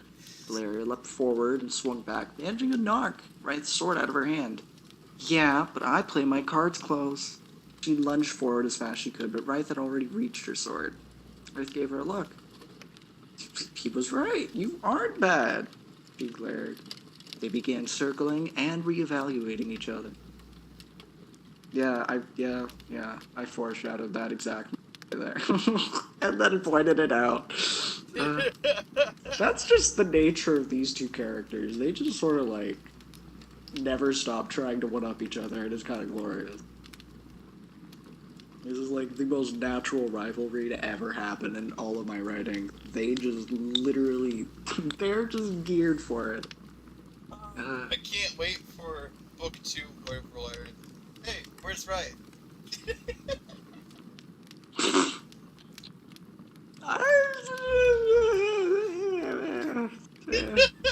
Actually, I'm not even sure if, like, Valeria's gonna show up in book 2. It might just be a book 1 exclusive. I mean, maybe not exclusive, but I don't know if she'll show up in book 2. Book 2 happens in the capital. Far, far away. Book 2 prologue Valeria. Prologue. You know what? That's actually fair. You know what? I'll give that one some thought. Give that idea some... He watched as his sister and a girl he didn't recognize fought, and then he looked for Derek. After spotting him, he waved through the small crowd and grabbed his arm to get his attention. Whoa! Derek jumped back, tripping over his feet and causing people's heads to turn. There was a concerned muttering, and people started to break the circle. No, it's okay. I was just startled, all. Sorry. He bowed. There was a collective frown while everyone turned back to watch the duel. Derek brushed himself off and looked at Lute, grimacing.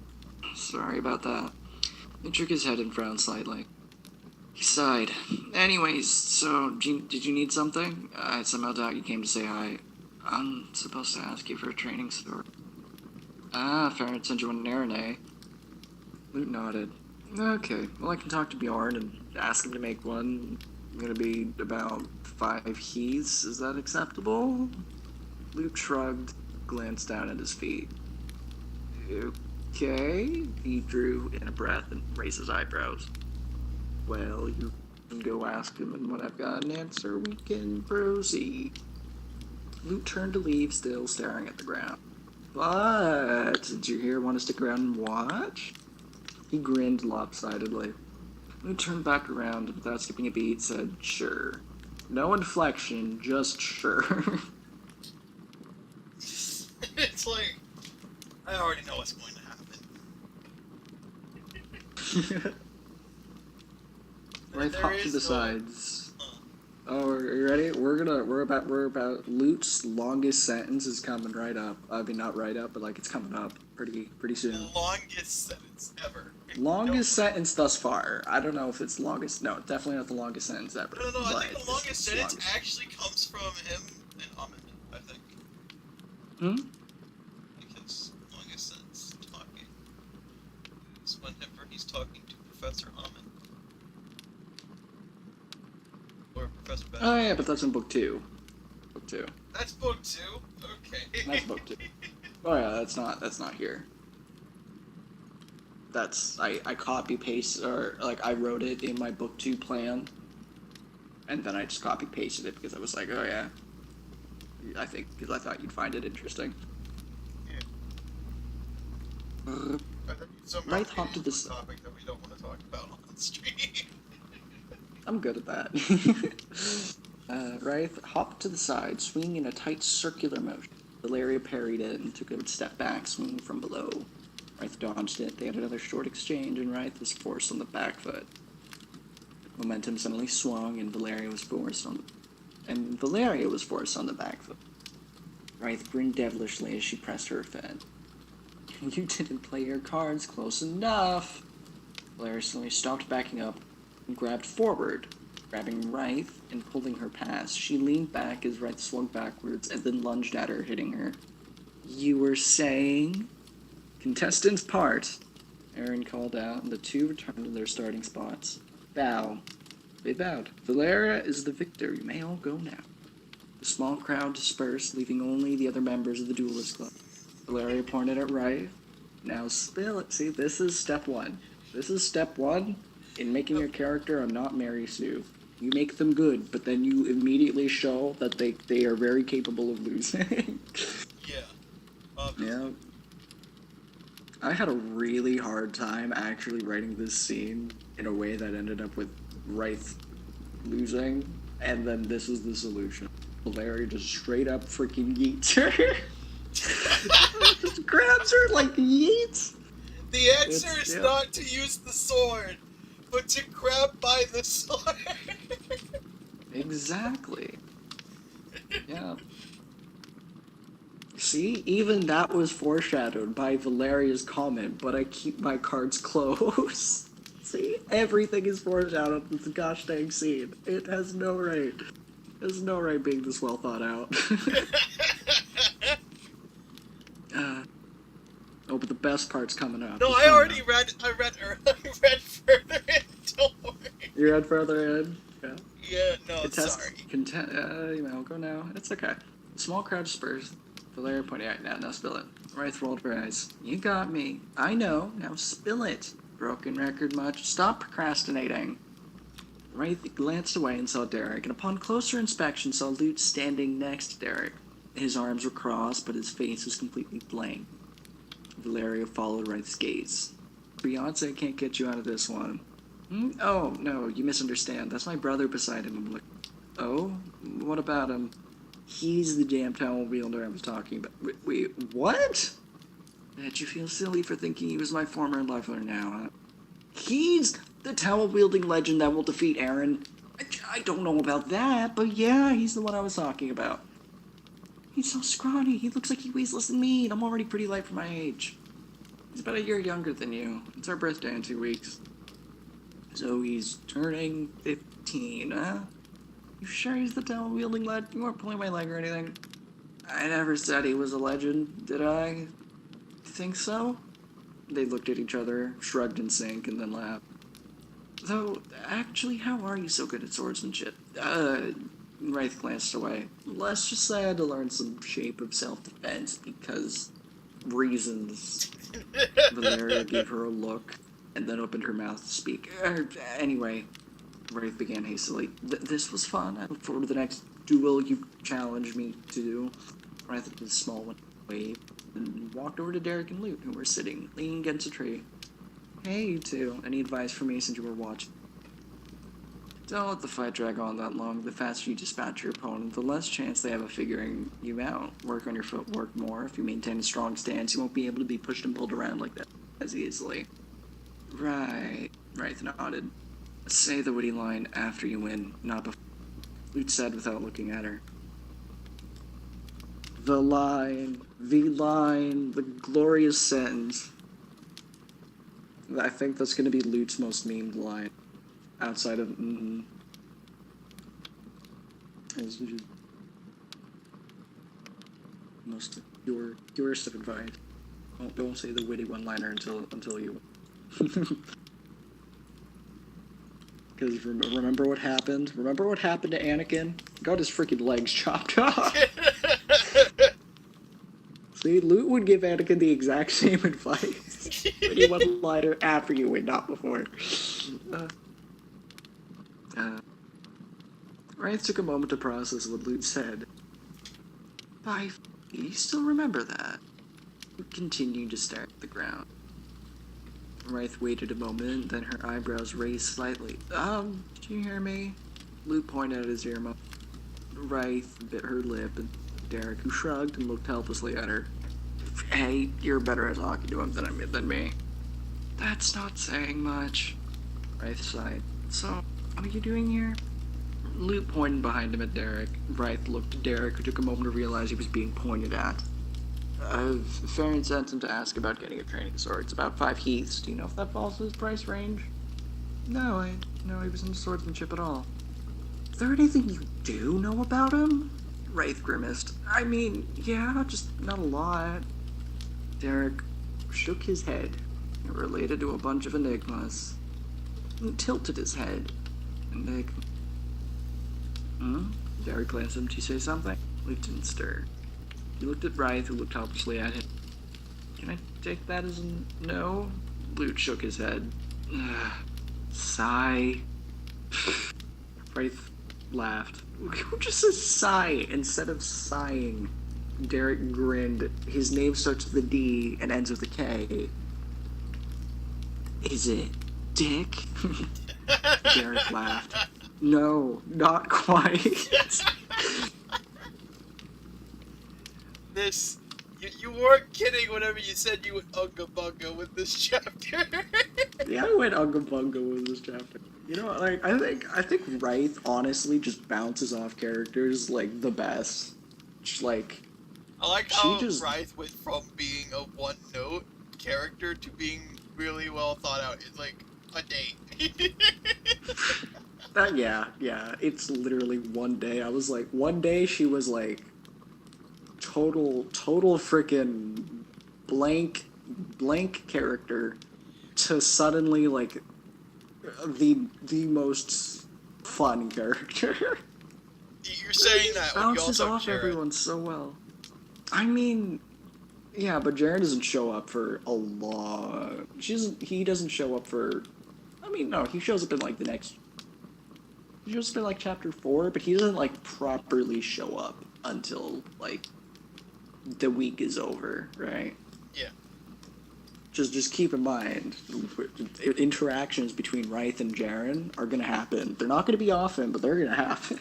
Oh no, and they're going to bounce real good. Oh yeah. It's like, Wraith is like if you combined how easily Dash gets along with people with how like good Jaren bounces off people, and you smush them into one person. That's just Wraith. That's just Wraith. I don't know. I think Derek is also a really good character. He just admits to everything, and I think that's really fun. I do. Just like, oh yeah, no, 100%, I am just bad. There is no showmanship. There is only. It's like he exaggerates how bad he, so that like later he'll do something that's like actually extremely PogChamp, and everyone's like, "What the frick?" And he's like, I mean, "You don't really think I was that incompetent, did you?" And everyone's like, "I mean, yeah." Then he just like sighs, just like, "Dang, I'm a little too good at my job." Someone just in the crowd is just like, "What was your job again?" Yeah, that's basically how it goes. Derek's just that dude that like everyone just like he's the clown, legitimate. He just like over exaggerates how bad he is, and then he does something good. And I'm like, what the frick? Stop being What good. happened?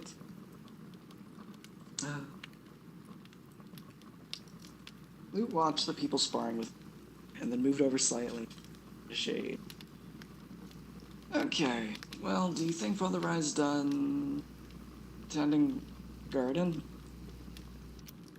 I haven't been paying attention at the time. I was kind of busy with my duel, you know. Fair enough.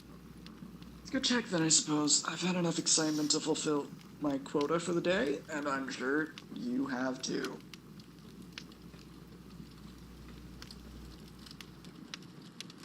Oh no. Oh no! I'm sure you have too. If we're still early, we can have ourselves an early lunch. Aaron took me crew to a diner in the Northeastern District to celebrate the Duelist Club 1 year. To celebrate the Duelist Club's 1-year anniversary. And it was pretty good. It was pretty good. Ooh, well, I look forward to that, I suppose. Okay, so shall we be off? Yes, let's. They left. Luke watched as they left and felt a twinge. He slowly stood up and made his way back, toward the price to Farron. He opened the door, slid his shoes off, and went to. He knocked 7 times. Just like that. Yes. Sword costs 5. Come in. Luke walked in. Sword costs 5 heaths. Ah, thank you. Baron turned back to his asking. Luke turned to leave. I'll be making lunch in a bit, I suppose. I should have asked you to ask Wraith. Hope she'll be joining us. Baron turned back to face Luke, who had paused. She's going to a diner. With Derek, I presume? Very well. Any preferences? Preference? Just me and you. I now owe you one. Luke glanced down at the ground, clenching his toes. Hurry? That would have been my wish, too. Very well. I'll get on that. Farron turned back to his work. Luke breathed a sigh for. Do you get that? Do you get that? It's a very subtle interaction. Let me reread this.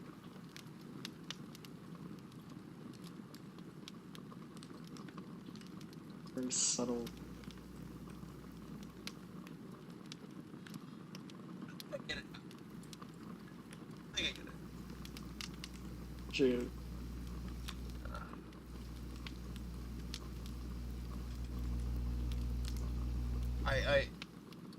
Fuck you, brain. Fuck you, brain. You give me the thing, and you're like, oh yeah, this makes perfect sense. And then when asked, you're like, error 404, thought not found. And now that I reread it like the 3rd time, I can't think of anything. What is my luck? So you need to like read between the lines here. So Luke glances down at the ground, right, and it's implied that he takes a moment, right, to like think, and then he's like, curry, and then Farron says, "Ha, that would have been my wish too. Very well, I'll get on that." You get it? So. It's implied that Luke did not actually ask for what he wanted. He asked for what Farron wanted. Ooh. And do you know why? Because Luke's more into what? Oh, black. No, actually, not quite. There's a different. There's a difference. Luke. So here's some like deep lore, some deep real life lore. PTSD can actually cause you to lose your sense of taste. Oh. Yeah. So Luke doesn't actually taste anything, which is why he like will literally eat anything. This is why when he's asked, so does that mean you like it? Do you get it earlier when he doesn't actually respond to whether he likes it or not? Yeah, see? Everything is so like subtle. And I feel like I need to explain it, but like on the other hand I don't want to, because that would kind of ruin it. Yeah, but explain it in the book. Yeah, no, if you explain it in the book, it ruins the entire thing. Because at that point, you know! There's nothing... Yeah. Mystery solved, motherfucker. Right, so like that's that. Like Luke doesn't actually know. So what he wants instead is he just wants Farron to enjoy it, right? Because he likes Farron as a person, right? But he doesn't really want recognition for it because that's just not, he doesn't need it. Yeah. Recognition makes him feel really awkward, and it's not, he doesn't enjoy it at all. He's just like, I did something nice for you. Just accept it and move on, please. Let's not make a big deal out of this. All right. This is what happens when you get to like the really incy little detail. This is what writing turns into. It's just incy little details like that. Yeah, that makes sense. Just makes it like a million times better when you like read over it and you notice all the things. It's like, wow. This is very much a book that you're meant to like twice. You're very much meant. Yeah, it makes sense why you're supposed to read it twice. A lot of things you just don't find out until like later, and then you read over other things. Oh, okay. I see what I'm picking up what you're putting down, Mr. Author. He zoned out for the rest of the day. He ate the curry, thanked Farron, and then went to his room. Grabbed his deck of cards from his pocket and practiced magic tricks in front of the enigma, he muttered. He set the cards down on the table and grabbed a book off the shelf above his desk. He opened it to the 58th and spent the rest of the day thinking. Chapter 3. What's the reason? Okay, so what are we thinking of Chapter 2? What are overall thoughts on Chapter 2? Okay, so Chapter 2, as a whole, is quite great.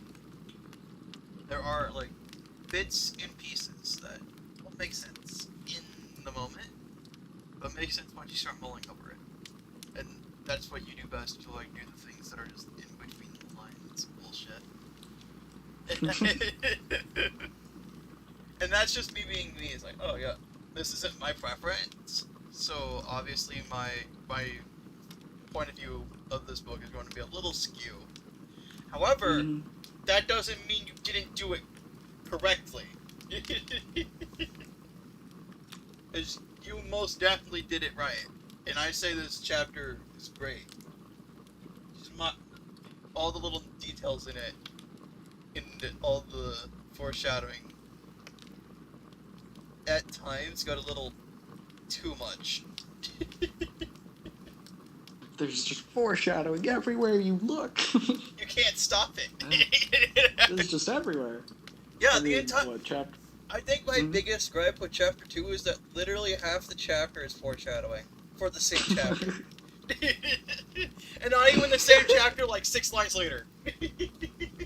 Yeah, everything is foreshadowed. Nothing is a surprise. If you actually like take everything at face value, literally nothing's a surprise. And like that's me subverting expectations right there, because typically foreshadowing tries to like point you in 2 directions, right? Yeah. But in chapter 2, it points you to exactly what's going to happen, and you need to take it at face value for it to work. It's like my way of like telling the reader, just because something is foreshadowed does not mean that it is necessarily not going to not happen exactly as it is stated, but it doesn't mean that it is. It's very much like informing the reader indirectly that can't really predict what I'm doing. Because I could be doing anything, and that is a good thing. Yeah, that is good. Because it makes things more suspenseful. It's like, oh, what's going on? Happen literally? It's going to happen metaphorically, figuratively. In chapter 2's case, it's a lot of like subtle details being pointed out about characters that explain things, or rather make things make sense, and like show the character. I think chapter 2 is a lot about showing character dynamics and like how they work. At least the few that are. We show that Farron is very distant, right? He's always looking in the past, but he's never really sharing it, right? Yeah. We see that Lute is he's very quiet, he's studious, but he can be funny when he feels like it. He could say some pretty goofy stuff, right? Yeah. But he also shares the same thing as Farron. He doesn't really about himself, or just at all. But we show that there's reasons for this. It's hinted because every single time the word home is mentioned, Lute is like, ugh. And whenever death is mentioned, Lute is again like, ugh. If you notice, that was at that moment when Farron was like, he's returned to the ether, that Lute was like, and then just left. He just straight up left the dinner table. Yep. It's like a lot of small things pointing, and this is why chapter 1's called Secrets Hidden in Plain Sight. It's literally explaining everything about Lute without telling you. It's just right there. Yep. You just need to look for the small details for it to work, which is like really ironic because I'm really bad at noticing small details. I'm a lot better at making them than I am seeing them.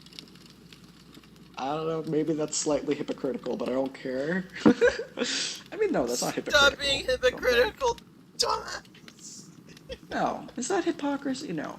Yeah, Hypocrisy is when you say one thing but you do another. In this case, I'm just doing something that I myself would have a hard time interpreting. I think my understanding. So yeah, that's not hypocrisy is hypocritical. you do one thing, or like you say one thing and then you immediately do it. Yeah, do as you're told.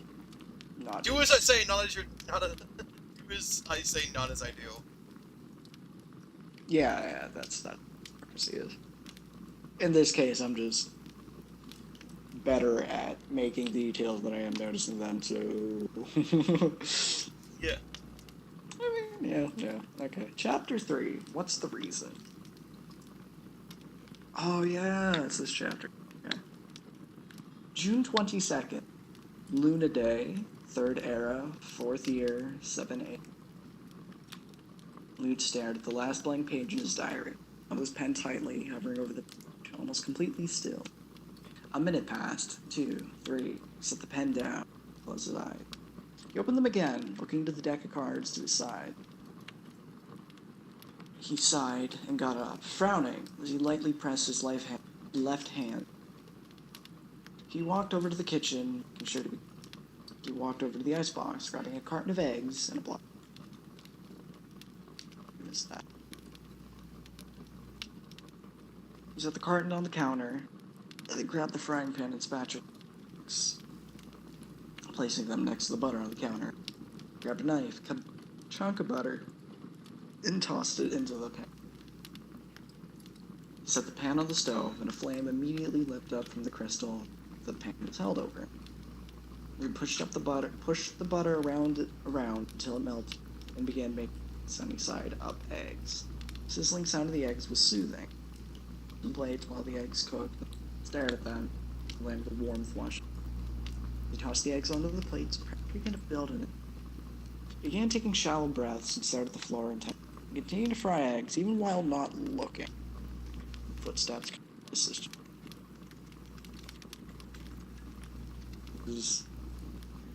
That right there is introducing the fact that Lute does not need to actually look at anything to be able to do it.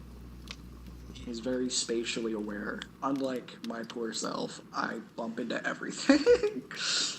It's a miracle if I go a singular day without injuring myself. Same. Good morning, she yawned and stretched. She spoke. She heard the egg sizzling and took a few moments to spot where. She saw him clutching his head and staring, then ran over. Hey, are you feeling okay? Fine. Are you sure? He nodded slowly, staring blankly. He shoveled another couple eggs from the pan. Here, I'll take over. You take it easy. She led him over to the dining table. Understood, he said beneath his breath, still staring off into the distance. She gave him a quick hug and went for him. She began making toast, and moments later, Farron came around the corner. Morning, he paused. He nodded to the both of them. Good morning. He grabbed the kettle, walked over to the sink, set the kettle in the sink, pressed the blue crystal, which began to glow, and filled the kettle with water. He stopped pressing the crystal and stopped glowing with water. He set the kettle above the fireplace and briefly walked outside. Turned with several on. Are you ready? Are you ready? This is a moment. This is a moment right here that I kept from one of the drafts. One of the many drafts in draft 2. This is a moment that is taken almost directly from it. Oh boy. Oh yeah, and it's foreshadowing what happens in chapter 6. You ready? Sure, go for it. Okay. Lute fixed his gaze at a particular knot in the wood. Farron sat across from him, lighting his pipe before starting on reading.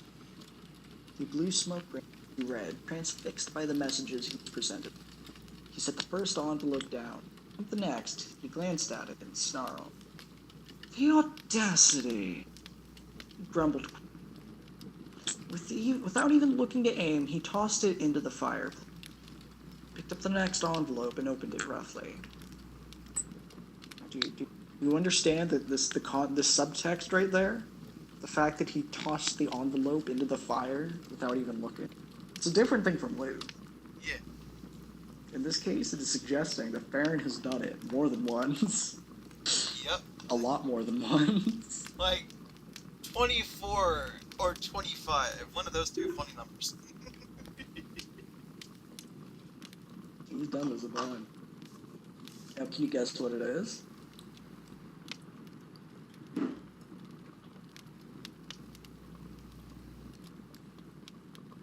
What could Farron have read that makes him so angry? He's in the angry corner. Oh no, he's got the R. There's the R there. He's angry.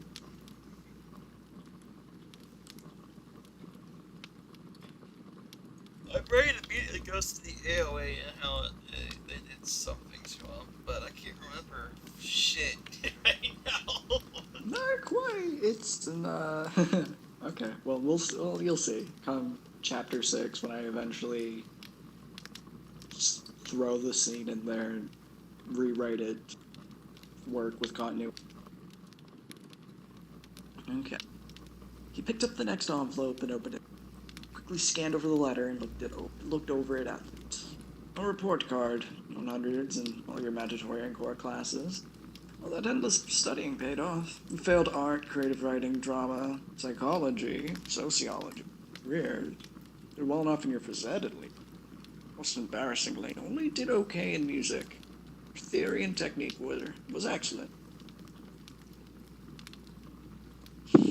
Barely passed music? Can't say I'm surprised. Wraith said, setting down the plates. How so? He plays beautifully. Lute froze. Wraith gave feedback. You're kidding, right? I am a bard. I know a skilled musician when I hear him.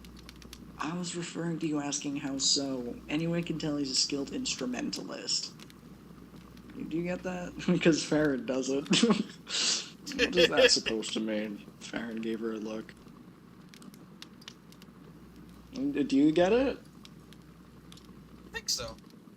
I don't know. Yeah? Okay, hit me. Tonight, I am not in it tonight, apparently. My brain has shut off. In this scenario, Lute freezes when he hears Farron say, I know a skilled musician when I hear one. But Lute has performance anxiety, which is why he freezes, like, oh gosh, he heard me? And Riot is, like, hinting at that. Anyone can tell he's a skilled instrumentalist. Not musician, instrumentalist. Yeah. Alright, and this is why she doesn't press it, because she knows that Lute has performance anxiety. Yeah, no, that makes sense. Farron doesn't, because Farron is not socially inept, but he misses social details the way I miss normal details. Yeah. Wraith rolled her eyes as she sent the plate step. What I wonder is why he's always taking artsy classes when he's so bad. Look, 15-7, he'd be better off doing other. Though with his grades, not like he needs other classes. Grab the report card. Let's see. Alchemy, physics, biology, math, English, history, geography, geology, astrology, and astronomy. Holy shit, how many credits do you earn this year? She stared at the list. That's what happens when you spend your time on nothing but school. Jeez. Do that. Anyways, she shook her head. Why does he even bother? Is it the only other stuff they offer? I doubt it. I remember there being other things for his grade when I was still in school. Right there, why don't you ask? Farron glanced curtly at her. She took a moment as though just now considering that as a possibility. Lute, why do you take those calls? Lute slowly looked up from the knot in the wood to Wraith. He just slowly shrugged and then looked down at his plate. That makes two of us, Wraith pulled out the chair and then sat down. Smooth. Wraith and Farron bowed their heads with fate. May guide us through our day on the right path and to all our endeavors. May. Amen, they all said. Wraith ate her food. Okay, I gotta go. We're in busy season. Oh, yeah. Catching one illness or another around. Actually, looked at Farron. It's funny, I don't think any of us have ever been sick, remember, you two are just healthy with good immune systems, you are. Someone sounds old. Farron smiled. Now go on, I thought you had worked. Right, see ya. Right. Wraith quickly hugged Lute. Don't you put yourself today, okay? I don't want to be jinxed and have you suddenly get sick, I don't know. Okay? You know what, that's a little rude.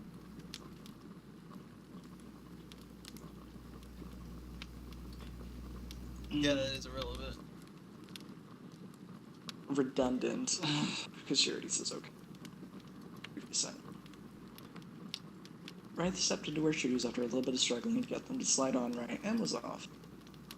Hey. Farron giving Lute a glance after reading another letter. Not hungry. And looked up, and his eyes half closed. Ah, I see. You should take a nap. This here says that the summer school program is cancelled this year because of all the scandals last semester. Lute's lips tightened as he audibly exhaled. Perhaps you'll finally get to join us for the summer festival for your and Wraith's birthday this year. That would be nice. After all, you're sweet 15, Wraith's last year as a teenager. Lute stared at the knot in the wood. Farron gave him a slightly expression, turned to his meal. After a few minutes, he finished eating, grabbed his mandolin and flute case, and grabbed his case. Don't wish to sleep. Must it mess up your sleep schedule? I'm taking a walk, a shower, some fresh air, and basking in the light of the moon. Shake off the cold shock of the shower. Farewell. Farron nodded. Take it easy. Certainly I did. He signed up for clubs. Perhaps join the SSWW. Have some. These are supposed to be a bit. He left. He was left alone with his thoughts. He quickly glanced around her. Is it nice? Yeah, okay, so that's scene number 1 done. And remarkably similar to the opening of chapter 1, but that's just something that sort of happened. That's just something I think I get better at it. I definitely big chapter. I don't start at breakfast. I definitely that was something I needed to get better at doing. Not always starting at breakfast, because it's not a bad thing, because like we get character interaction, but like doing it too often just makes it. It's fine to have routine, but like sometimes it just becomes redundant. So what'd you think? Is it fun? Is it good? So far, so good. As you said before, it's a little samey, and I'd agree to that. But so far, I'd like it. I like it. Okay. Inciting incident happened. What'd you think? Wasn't it so tense? Wasn't it so exciting? Wasn't it so grand? Bruh. Sitting at the Bruh. table, looking at a knot in the wood. That was so riveting. We're just freaking sitting there, and then Farron's like, "No summer school for you, ha." Farron's just like, And get then off Luke's your high like, horse. "Oh no, my life is over. I have nothing else to do." But did you catch that? Did you catch that recommendation of Farron's? Yeah, I caught it. SSWW, baby. That's right. It's time for Luke to get a fucking high. Okay, but are you ready? Are you ready for do you remember the sick Farron lore? Farron invented SSWW. He's literally selfish, freaking shamelessly plugging himself. It's glorious. Just like, oh, yeah, by the way, shameless plug. That's literally what it is. It's glorious. Yeah, this is right. It's like I'm explaining this for your sake, so that we don't need to read over it again. Right? I'm just like explaining everything you'd pick up on a second read, because reading over the book twice is just, nah. Yeah. We might as well explain it. I mean, sometimes you Rather want to than- read it a second time. Yeah, sometimes you do, and like I'm sure there are some things I neglected to mention, just because like I thought, not enough. Okay, that. Or like I just stumbled over a word. Oh yes. Oh yeah. More foreshadowing. This has been foreshadowed for so long. Every single time. Have you noticed? Right? Wraith and foreshadowing go hand in hand. Wraith quickly glanced around her as she approached the town bulletin board on her way to work. In the bottom left corner, she spotted what she was looking for. A notice with a crown in the center of a wreath as it read, "Behind the church, outside of town at 7 p.m. You get it? You picking up? You picking up what's being put down? Remember how in chapter 1, Father Rye was like, there have been people out in the church garden. And then Wraith just like stares off into the distance like, you get it now? Everything's fitting together? It's all come together. I see it. Yeah. Wraith looked at the other stuff on the board quickly before. Oh, the SSWW Club's doing stuff today. Continued to scan the board. Needed setting this summer. She squinted. Oh, busy day. At 2 p.m. Dang, can't help that. Oh well. Most of the notices were about things she had no interest in or was too busy to follow up on. Finding nothing else of interest, she continued. Much between a smith and the northwestern wall, there was this small apothecary. Yeah, right at the door was a small sign that read, Annalise's Apothecary. I don't know how to pronounce it. Apothecary? Apothecary. I know this Sick. because of Dragon Quest. Sick. Wraith opened the door and barely had the chance to announce herself. I'm here, she began, stepping inside. Good. I've a lot of work for you to do today. No time to waste. Chop, chop. She yelled over her shoulder, swinging her head so vigorously that she slapped herself in the face with her relatively short blonde hair. She closed the door with a sigh. Not even a hello, Anna. Wraith laughed awkwardly as she grabbed her apron off the hook left of.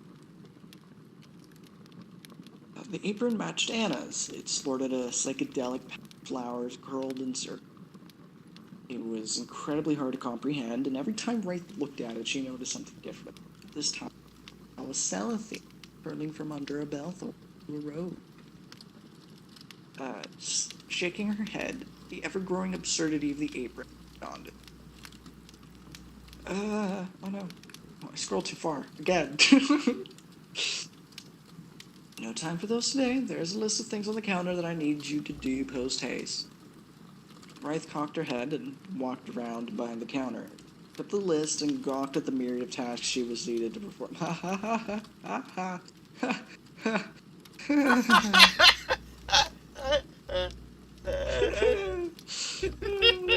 This is a joke, right? Unfortunately, it isn't. And, unfortunately, it isn't. Anna said in a sing-song voice while very carefully pouring the liquid into an alembic. Now, I asked and stuff. Oh no. No sooner than had she set the bottle she was pouring from down, she immediately set about mixing more herbs with a mortar and pestle. I'm working as fast as I can. I'm going to need you to do the same. Right, on it. Brythe took a deep breath and got to... She walked over to a cabinet, pulled out her set of alchemy, and rummaged through all the drawers behind the cabinet to find the necessary ingredient. I'm running a little low on some ingredients, so you want to go pick them first. I marked them down the list, how many we need and where you can find them. Your past life town is over there. If anyone gives you a hassle, tell them I'll take any lost time out of their hides. Anna is so commanding. Have you noticed? Anna is the only character that Wraith, like, bends to socially. Like, she just sort of lets Anna talk, and there's nothing she can do about it, because Anna's just so commanding.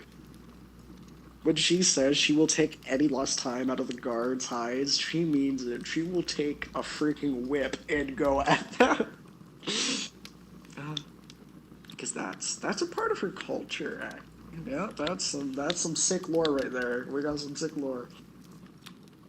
And will be further explored, kind of, a little bit later.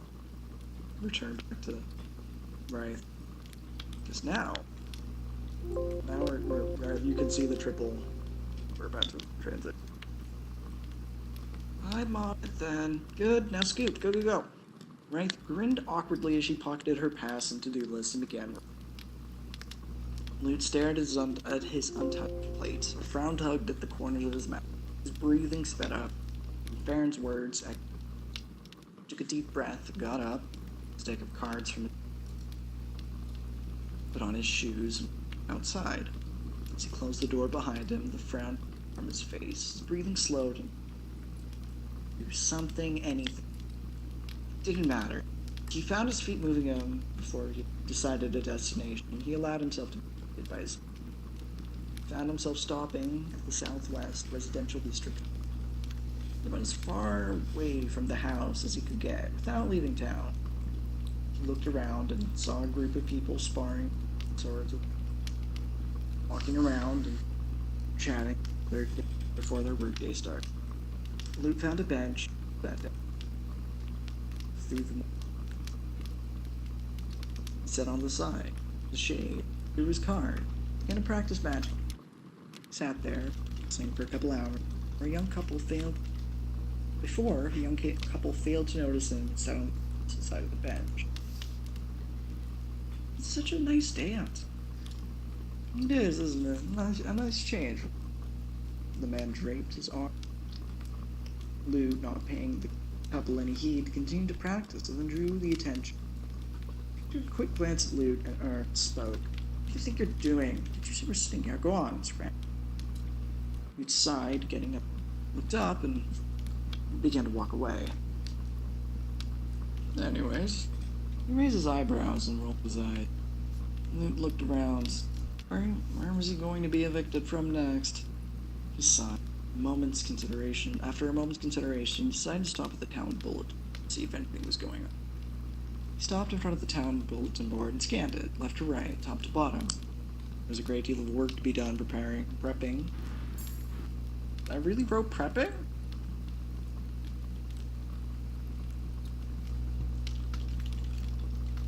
It worked, but like, preparing, because it's loot, not right. Yeah. Preparing the summer festival and its activity. There were typical job postings for assistants and apprentices, but more eye-catchingly, there were posters up for dancing lessons, a duelist club, a bowling league, and something else he didn't recognize. It had a symbol of a crown with the center of a wreath. He kept all of it in mind, but he saw something away from it immediately. A notice for sword, sorcery, wit, and wisdom. bowed his head for a moment. He heard Father Rye and Baron's voices echo behind. After a brief deliberation, he put his head back up and took a shaky breath. According to the sheet, the meet was going to be held at 10 in the southeast residential district of the park. He looked at the clock tower, and right on cue, it began tolling. He hummed with the bells, going up the chromatic scale, starting on A and ending on C.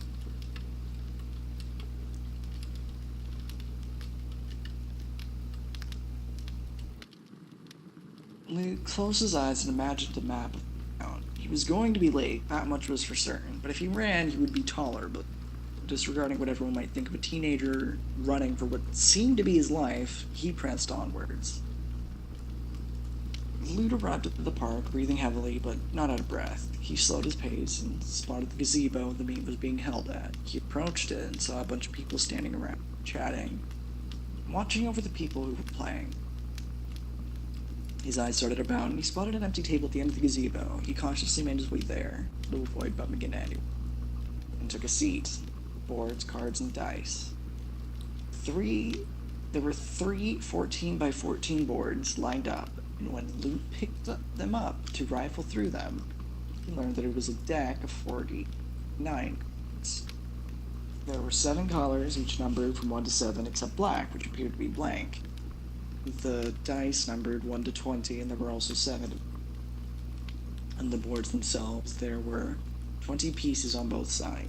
Each type of piece corresponded to a color of card, and the dice black. His observation was cut short when someone garbed in fancy clothing entered the gazebo and walked over to the table Luke was sitting at. "Are you new? This is my table. Leave before I get irritated, and I'll let it slide," the man curtly said in a gravelly voice that caused Luke to reflexively.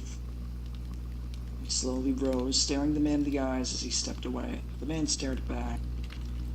"Fix your attitude if you this game," he said coolly before promptly forgetting about loot, turning his attention to the person he brought with him. "Sorry, but now shall we? Kids these days lack any respect for their elders. My mood has been soured, so he has them to play in the hopes of forgetting." He turned around to see a boy his age reaching out to him. "Oof, that was rough. Not the best first impression of our club, eh?" He waved Loot over. "Here, let's wait for someone else to finish and I'll show you the ropes." Loot frowned slightly and put a hand to his chest. "Yes, you, come on, I promise I don't bite." Loot took a breath before hastily nodding. "Thanks for up," he said softly. "Mm-hmm." The boy winked and grinned, as both a Phalian and a member of this church, as a member of this club. Gotta uphold our reputation. Member of this church I was about to say church, yeah. It's you look at the word club. You know what? The U, it's like the upside down hump of an H, and it's right next to an L. I'm sometimes dyslexic, okay? Okay, that's not true, but sometimes it feels like it. So, just on the off chance I have a bad day, I have dyslexic tendencies. It happens, you know. Yeah. That's right, I needed my laptop. This phone's dying. You know, writing block ends in like 17 minutes. Dang. I honestly did not think we were here this long.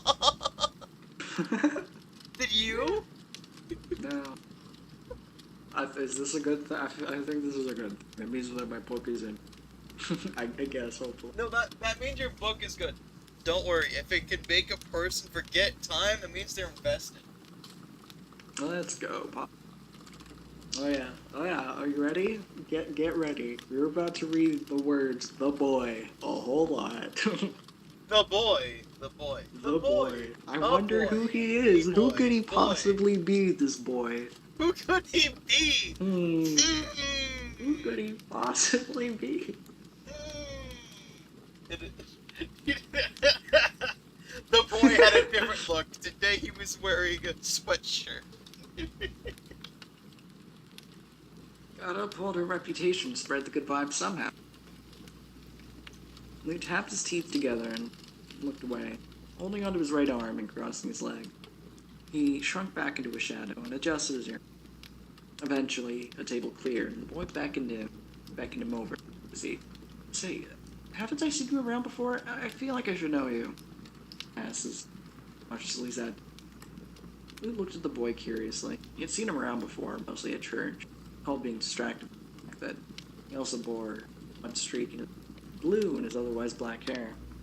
Sharp contrast. Well, did I really describe Dash twice? What? That's hilarious. I really did. You know what? That's a loot thing to do, though. Yeah, for sure. The loop definitely, goes over things. Oh, that's fun. Yeah. I really did just... I feel like I've done that before. Wait a second. No, I think I've literally done this before and then decided to keep it. What the frick? Wait, how many times do you think I'm gonna remark at the fact that I did this and then decide to keep it that way? Before it's finally ingrained in me that, yeah, I just did this. At church, it said, Lawson. The boy stuck his tongue out slightly as he looked off in the distance. Wait, I think I remember. It's hard to tell, though. He looked down between his shoes, began pushing a small rock around. Leaves from his shoe. The boy gave him a... Alright, man, you look sad. I was thinking, or maybe serious? It said, regarding him with another cue. The boy chuckled nervously. Focus scope. Lou looked at... It's funny, I don't think I've had anyone take this much interest in me for a long time. The boy laughed. And Lou could sense that he was also grinning. Could say the same. Looked back over to the... Asked. Can say more than 2 words at a time. Lou slightly furrowed his eyebrows. And... hadn't the first thing he said been 3 words?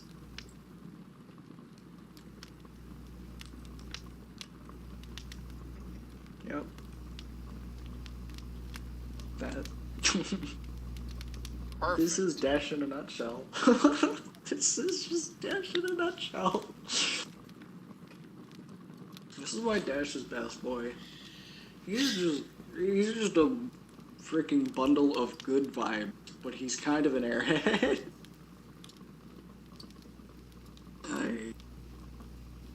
Oh, he's back to 2 words, the boy laughed. Luke glanced at the boy's left hand. 4 stars, he asked.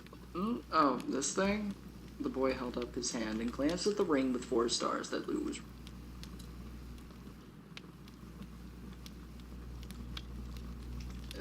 Don't let it get to you. I don't let it get to me. You don't? More 2-word sentences? The boy grinned. Sorry. Luke looked down at his feet. I'm not used to this. Fair enough. We'll have to change that. Luke looked back at the boy, slightly furrowing his eyebrow. So. Oh, but wait. You were here to play SSWW, right? Yeah. You'd go first. Luke cocked his head and then shook it. You, I suppose. To play. The boy's eyes widened. 2? He looked up, tense. 2 whole sentences? I must be doing something right. Luke quietly sighed, but felt the tension dissolve anyways. There's a tragedy. He did not say half a word with half an A press.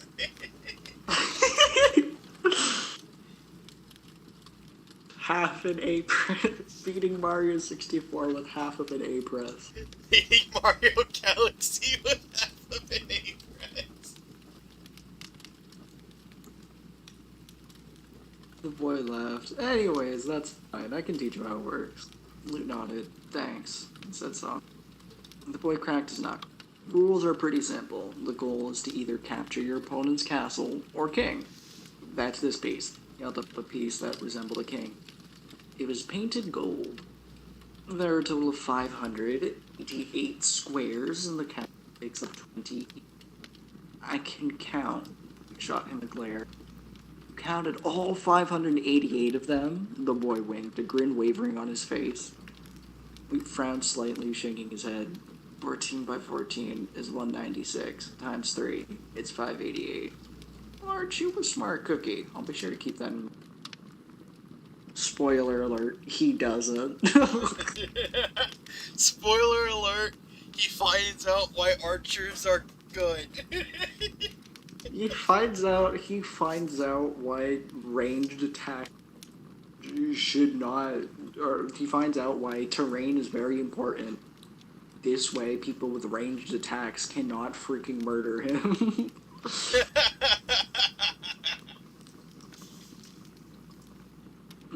Damn it! I forgot about terrains again. Looks like I'm taking 80.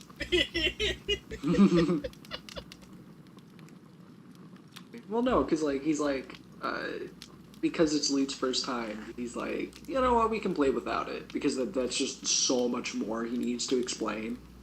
Like, if you think about it, it's like, I understand SSWW was like, if Fire Emblem was even more complicated.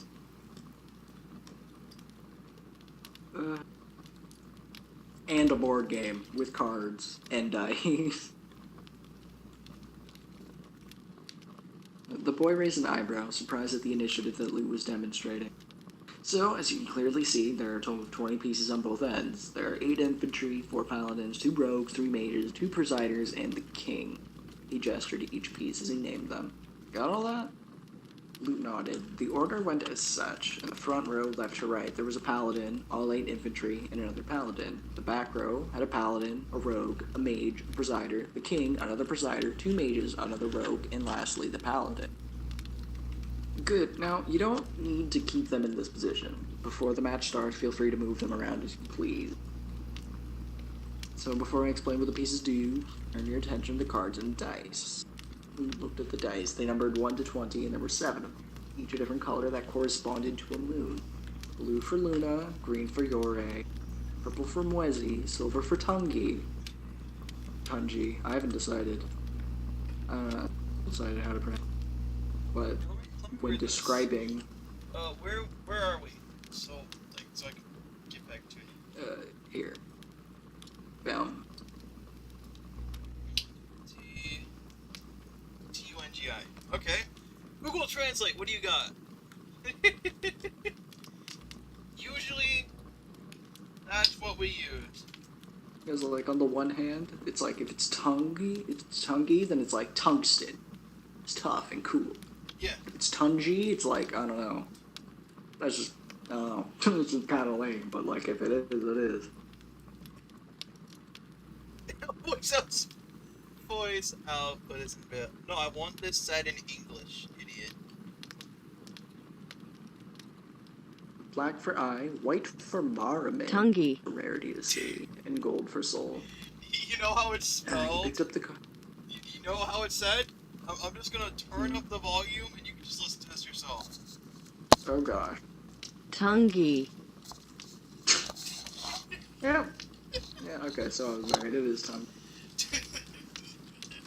The power, it's cooler when it's like being used as an adjective. Tungin magic just sounds kind of cool. Yeah. It's got that like steampunk vibe. Which is fair because like... The moon got the short end of the stick. I don't know. I think it's kind of cool. No, it No is. Tungin magic. Don't you do? You say the adjective Tungin, but you actually have it spelled tungsten, or you say it normally as tungsten. Well, you hit both of them. I mean, no. The whole point is that Tungi is the word for moon in another language. That's the entire point. Every single one of the names for the moons is just the word for moon in another language. This one is just nice. Except for Soul. This one's nice. Soul is sun. This is not This is not moon. This is night in moon's back, apparently. Well, apparently it's moon in another language because I looked up a list of words that were for moon. Or maybe it's just used for both. Maybe the direct translation of it is time moon, the time that the moon is out, otherwise known as night. Well, I don't know. looks Language like- is complicated, but that is what it is. Looks That's like the there fun are- little. There is only 5 minutes left. Well, dang. Let's see if we can finish the chapter. He picked up the cards and glanced through them. They were organized in the same order as the dice, from top to bottom, numbered 1 to 7, except for the black cards, which are board numbered. So the way these work is that you use them for both movement and combat. I'll explain movement first. Do I have a double space? Oh, sure, movement. So how that works is that you roll all 7 dice, and whatever numbers you get, you assign as movement for 7 pieces. Then you draw 7 cards from the top, and you use them in conjunction with the dice roll. Guessing the colors have something to do with it, it said. Yep, and I was just about to explain that. He gestured at the pieces. Now, notice how each type is a different color. Black excluded. Luke nodded. The infantry were white, the paladins were blue, the rogues were green, the mages were purple, the presiders were silver, gold. So, if you apply a roll to a piece with corresponding color, it will get a bonus. Explain the numbers later. If the colors don't match, however, then you incur a penalty. Again, I'll explain the numbers later. The cards, however, are penalties, except for 7s and black cards. 7s are strictly good. They add 7 to any given piece's movement roll. Black cards remove movement penalties for any piece as well as the black die. Otherwise, what they do is take away from the piece's movement rolls. If the card you use matches the piece you're using it on, you will remove a movement penalty from a dice roll. This is how I make it so that you can't cross the entire board in 2 turns. 2-3 turns. Or this is how I make it so loot can't cross the board in 2 to 3 turns. What happens if it's a net negative? Loot asks. Then you don't get to move. I'm assuming you're keeping up? Yeah. Good, on to combat then. Loot nodded. So combat is engaged in a few ways. There are a whole bunch of situations that can be set up. You can flank, sneak up from behind, surround on as few as 2 and as many as 8 sides, or engage in the only tactic a true warrior needs, frontal assault or death by frontal assault! Lute felt as though this was a reference to something he didn't get. The boy grinned wildly and had a lively spark in his eyes. He laughed for a bit before continuing. There are a whole lot of things to talk about just in engaging combat, but I'll go over how it actually works first. Starting with ranged, since it's simple, you can attack in one of 8 directions, depending on which direction the piece is facing, which is based on which direction it moved last. At any distance you wish. 3 times with each mage, and twice with each of the presiders. You pick any dice, pick any die, and roll. Any die? Any of the dice. Any of There. the dice.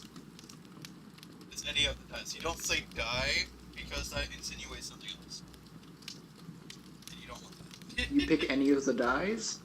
Dice, yeah. Pick any yeah. of the dice. English is weird. You say, And roll. in this context, you say, you pick any of the dice. You don't say, you pick a That is die. what I typed, so yes, clearly I understood that much. Yeah, but the reason why you don't say a die is because at that point, you have actually just given consent to your partner to kill you, legally. The opponent then draws a card off the top of the deck. Whatever number it is how much damage is removed. If the card is black, they don't take any damage. Make sense? Yeah. Okay, moving on to melee, I'll stick with explaining one-on-one and explain the other situations as they happen. So if you engage in melee combat, you instead draw a card, multiply the number by 3, and that's your attack score. If the opponent then rolls a die, and whatever they get is removed from attack score. So if you draw a 7, the opponent takes a single point of damage no matter what. Correct. If you draw black, you instantly capture them. After you have attacked, the opponent gets an opportunity to. After you have attacked, the opponent gets an opportunity to, and the process is repeated. I see. The king is an exception. If the king attacks, he either immediately captures a piece or does nothing. If you roll something collectively over 19, you instantly capture it. So on average, you need 15 on all dice. Pretty much. Oh, and about attacking the castle. The castle has 100 points of health and halves damage done by projectiles. The boy furrowed his eyebrows, raised one, slightly stuck out his tongue, and then nodded. That's the basics of everything. Each type of piece has its own set of stats, but I'll explain them at a later time. For now, let's just treat each piece the same. If there's anything in particular they do, I'll bring it along. That good with you? Luke nodded. Oh, and typically terrain would be a factor, but since you're a first timer, we'll play without that, so just pretend everything's normal square. Okay, yes, the moment of truth. The moment of judgment is coming. Dash. You made a big mistake. You forgot that he was a smart cookie. Okay. Looked at his pieces and decided to put his mages and presiders in front. Does the drawbridge still count? Sure, that was pretty self-explanatory. Loot nodded. The boy grabbed the dice, placed them in a cup, and shook them. After a moment, he placed them down, drew his hand of cards. He did the same, moving his mages and presiders out first. Paladin. That's an odd arrangement, is it? Normally people send out their paladins and infantry first. Isn't this optimal, though? The boy gave him a look. Oh, not exactly the greatest. The game? The boy took his turn, and then Luke put his plan in action. He placed the dice in the cup one by one, examining where each number was. Placed the last one in, making sure he had each die's initial number memorized. He then closed his eyes and shook the cup. Shook it for about a minute before the boy finally commented on it, and Luke set the cup down. When he flipped it over, all of them had landed on 20s. The boy gave him an odd look. He didn't notice the numbers. Only 5 dice? I'm attacking your castle. The boy continued to give him an odd look. You're normally supposed to do that one by one, but okay, what did you get? He got. That's 50 damage, Luke announced. The boy laughed awkwardly. Okay. He exhaled sharply, taking his turn. Loot repeated the process. The boy was in shock. Yeah, I think your strategy is optimal. Loot shrugged. Next match is definitely involving terrain. Loot shrugged again. The boy laughed. Well, that's what happens when you play with fire, I guess. I didn't really get to explain any of the nuances, but that's fine. We can discuss the rest of the month. There was no nuance. There is only archers that do 50 damage. No, I'm telling you, those mages do some big boy freaking damage.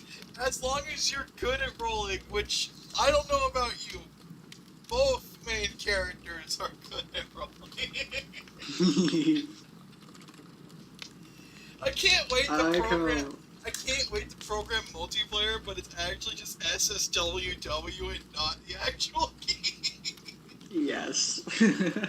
That and bowling. And dodgeball. Oh, there's so many things that are just not the actual team that are getting multiplayer releases. And you know what? We don't even change the game. We just change the physics. Whenever we update the game, we don't even change the game. We just do balancing for everything else. Yeah.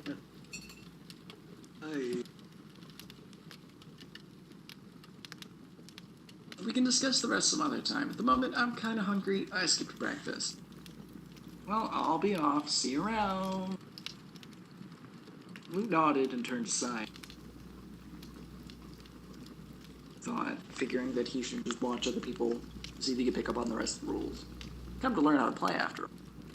Then, out of the blue, he heard hasty whispers and saw people pointing towards the exit of the gazebos. Two people walked up the steps. What are two Templars doing? Luke heard someone mutter under their breath. Get out of here, Aether scum! A man rose, slamming his fist on a table, knocking the pieces over. There was a quiet murmur of approval. Those are Templars, they're chill. Someone next held out his hands placatingly to the crowd. They're Aether, as someone else called out. They're the ones in Aether trying to help us, he rebutted. Fat chance of that, the person who slammed the table grumbled. He sighed. Sorry about my friend here, he called out to the... I'm here. I heard someone whisper. What are you about? Is someone doubt the Grand Council's gonna try anything here? What happened last time? Luke glanced at the exit of the gazebo and spotted the two people in question looking straight at him and the boy. They both had raven black hair. One had silver eyes, the other had blue. They wore matching outfits. The only difference was the color of their jackets. Silver for the one with silver eyes, and green for the one with blue eye. Luke watched their lips. Is he one? The younger-looking one with the green jacket whispered. Both it would seem. They're so... Luke frowned. Bright? Did they mean smart? If so, how did they know? The older-looking one frowned. Brown-haired one. Looked so vaguely familiar. Double space. Oh? For their business. Right, let's get on that. They turned to leave and Luke tilted his head. And stay out! Another table slam rang out. They were looking right at us, the boy said. Luke glanced at him. And were saying stuff. Too bad I couldn't hear them. See? Oh no! I've scrolled way too far down. Okay. Jeez. And we're saying stuff. Too bad I couldn't hear them. Is he one? Both, it would seem. They're so damn bright. And the brown-haired one looks so vaguely familiar. Oh? We've learned enough for now. We have other business. Right, let's get on that. The boy looked at him. Are you okay? Luke frowned. Yeah? Because you just said, 6 or 7 sentences out of nowhere? He grinned. You wanted to know what they said. So I told you? A frown flickered on his face. The boy gave him a look. You remembered all of what they said? Wait. You heard all of what they said? Yeah. He laughed and crept to the sleep. You must be killing it in school. Luke looked away, watching the Templar duo as they walked off. A brief pause ensued in the boy when he spoke slowly and calmly. Sorry, sensitive subject? He offered an apologetic smile. A moment passed, and he said, no pun intended. Luke looked down at his feet. The boy glanced back at the Templars. Hey, actually, why were they talking about us? Have any ideas? He glanced away. What's he telling them? I thought you skipped breakfast. I'm willing to skip lunch for this, too, to be honest. You said I saw you at church, right? Yeah. Luke glanced at him. Remember Father Rye's advice for the week? Gotta try something new, shake things up a bit. A little spontaneous, you know? He grinned. Luke glanced down at his twiddling. Yeah, come on, what's the worst that can happen? Luke looked up and opened his mouth to speak. Don't answer that. The boy laughed awkwardly. Point is, I know this is crazy, and I just met you, but come on. Members of Aether are checking this Here's out. my number, so call me maybe. You picked that up? You picked that up. That's like a super inside joke from me. Back in 9th grade. That song literally haunted me. It went where I went. Everywhere. It was ridiculous. Hey, I know I just met you, and this is crazy. But here's my number. So and call me maybe. maybe. I'm gonna mind. You'll save me. Here's my number. So call me maybe. That was the joke.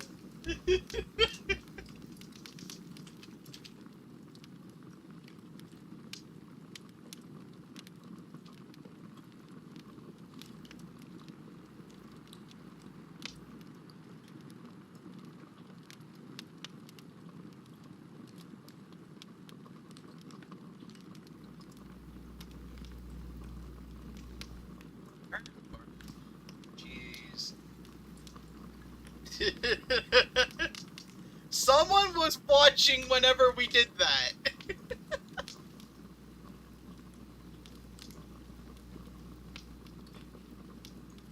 That's unsettling. So yeah, we're done. That's the chapter.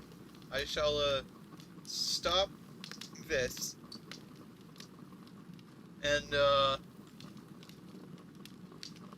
we can continue on, I guess.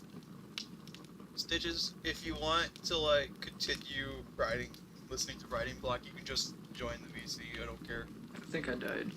Yeah, you did die, but yeah, Stitches heard us sing. Hmm? I thought that this entire time you were just like alone in the stream so we could get away with shit. No, that last bit someone was here. Oh. Oh, really? Yes. What last bit? The singing last bit. Oh, the call me maybe bit? Yes. Alright, yeah. I mean, no. I thought I was the only one too. Because apparently not. Yeah, Oh, no. yeah, it's Stitch. Yeah, it's Stitches. Ah. Alright, so So what'd you think, Chapter 3? Chapter 3 is pretty good. I like it. It's going in a good direction. Then again, I don't think you've ever had problems with pacing and going in directions you want to go. I'm pretty good. I mean, we didn't get very deep into Draft 1. We'll put it that way. No, we did not. Yeah, we didn't get too deep in it. Alright, so... I think, like, I was still pretty good at, like... But I'm definitely... You're definitely a lot better. Like, this is definitely a lot better than, Oh, hey, are they on? The gang's all here. I'm here. The gang he is popped here! up in the gang is here! What's up? And We just I'm- got to chapter... We just finished Chapter 3 and I'm reading it. And I am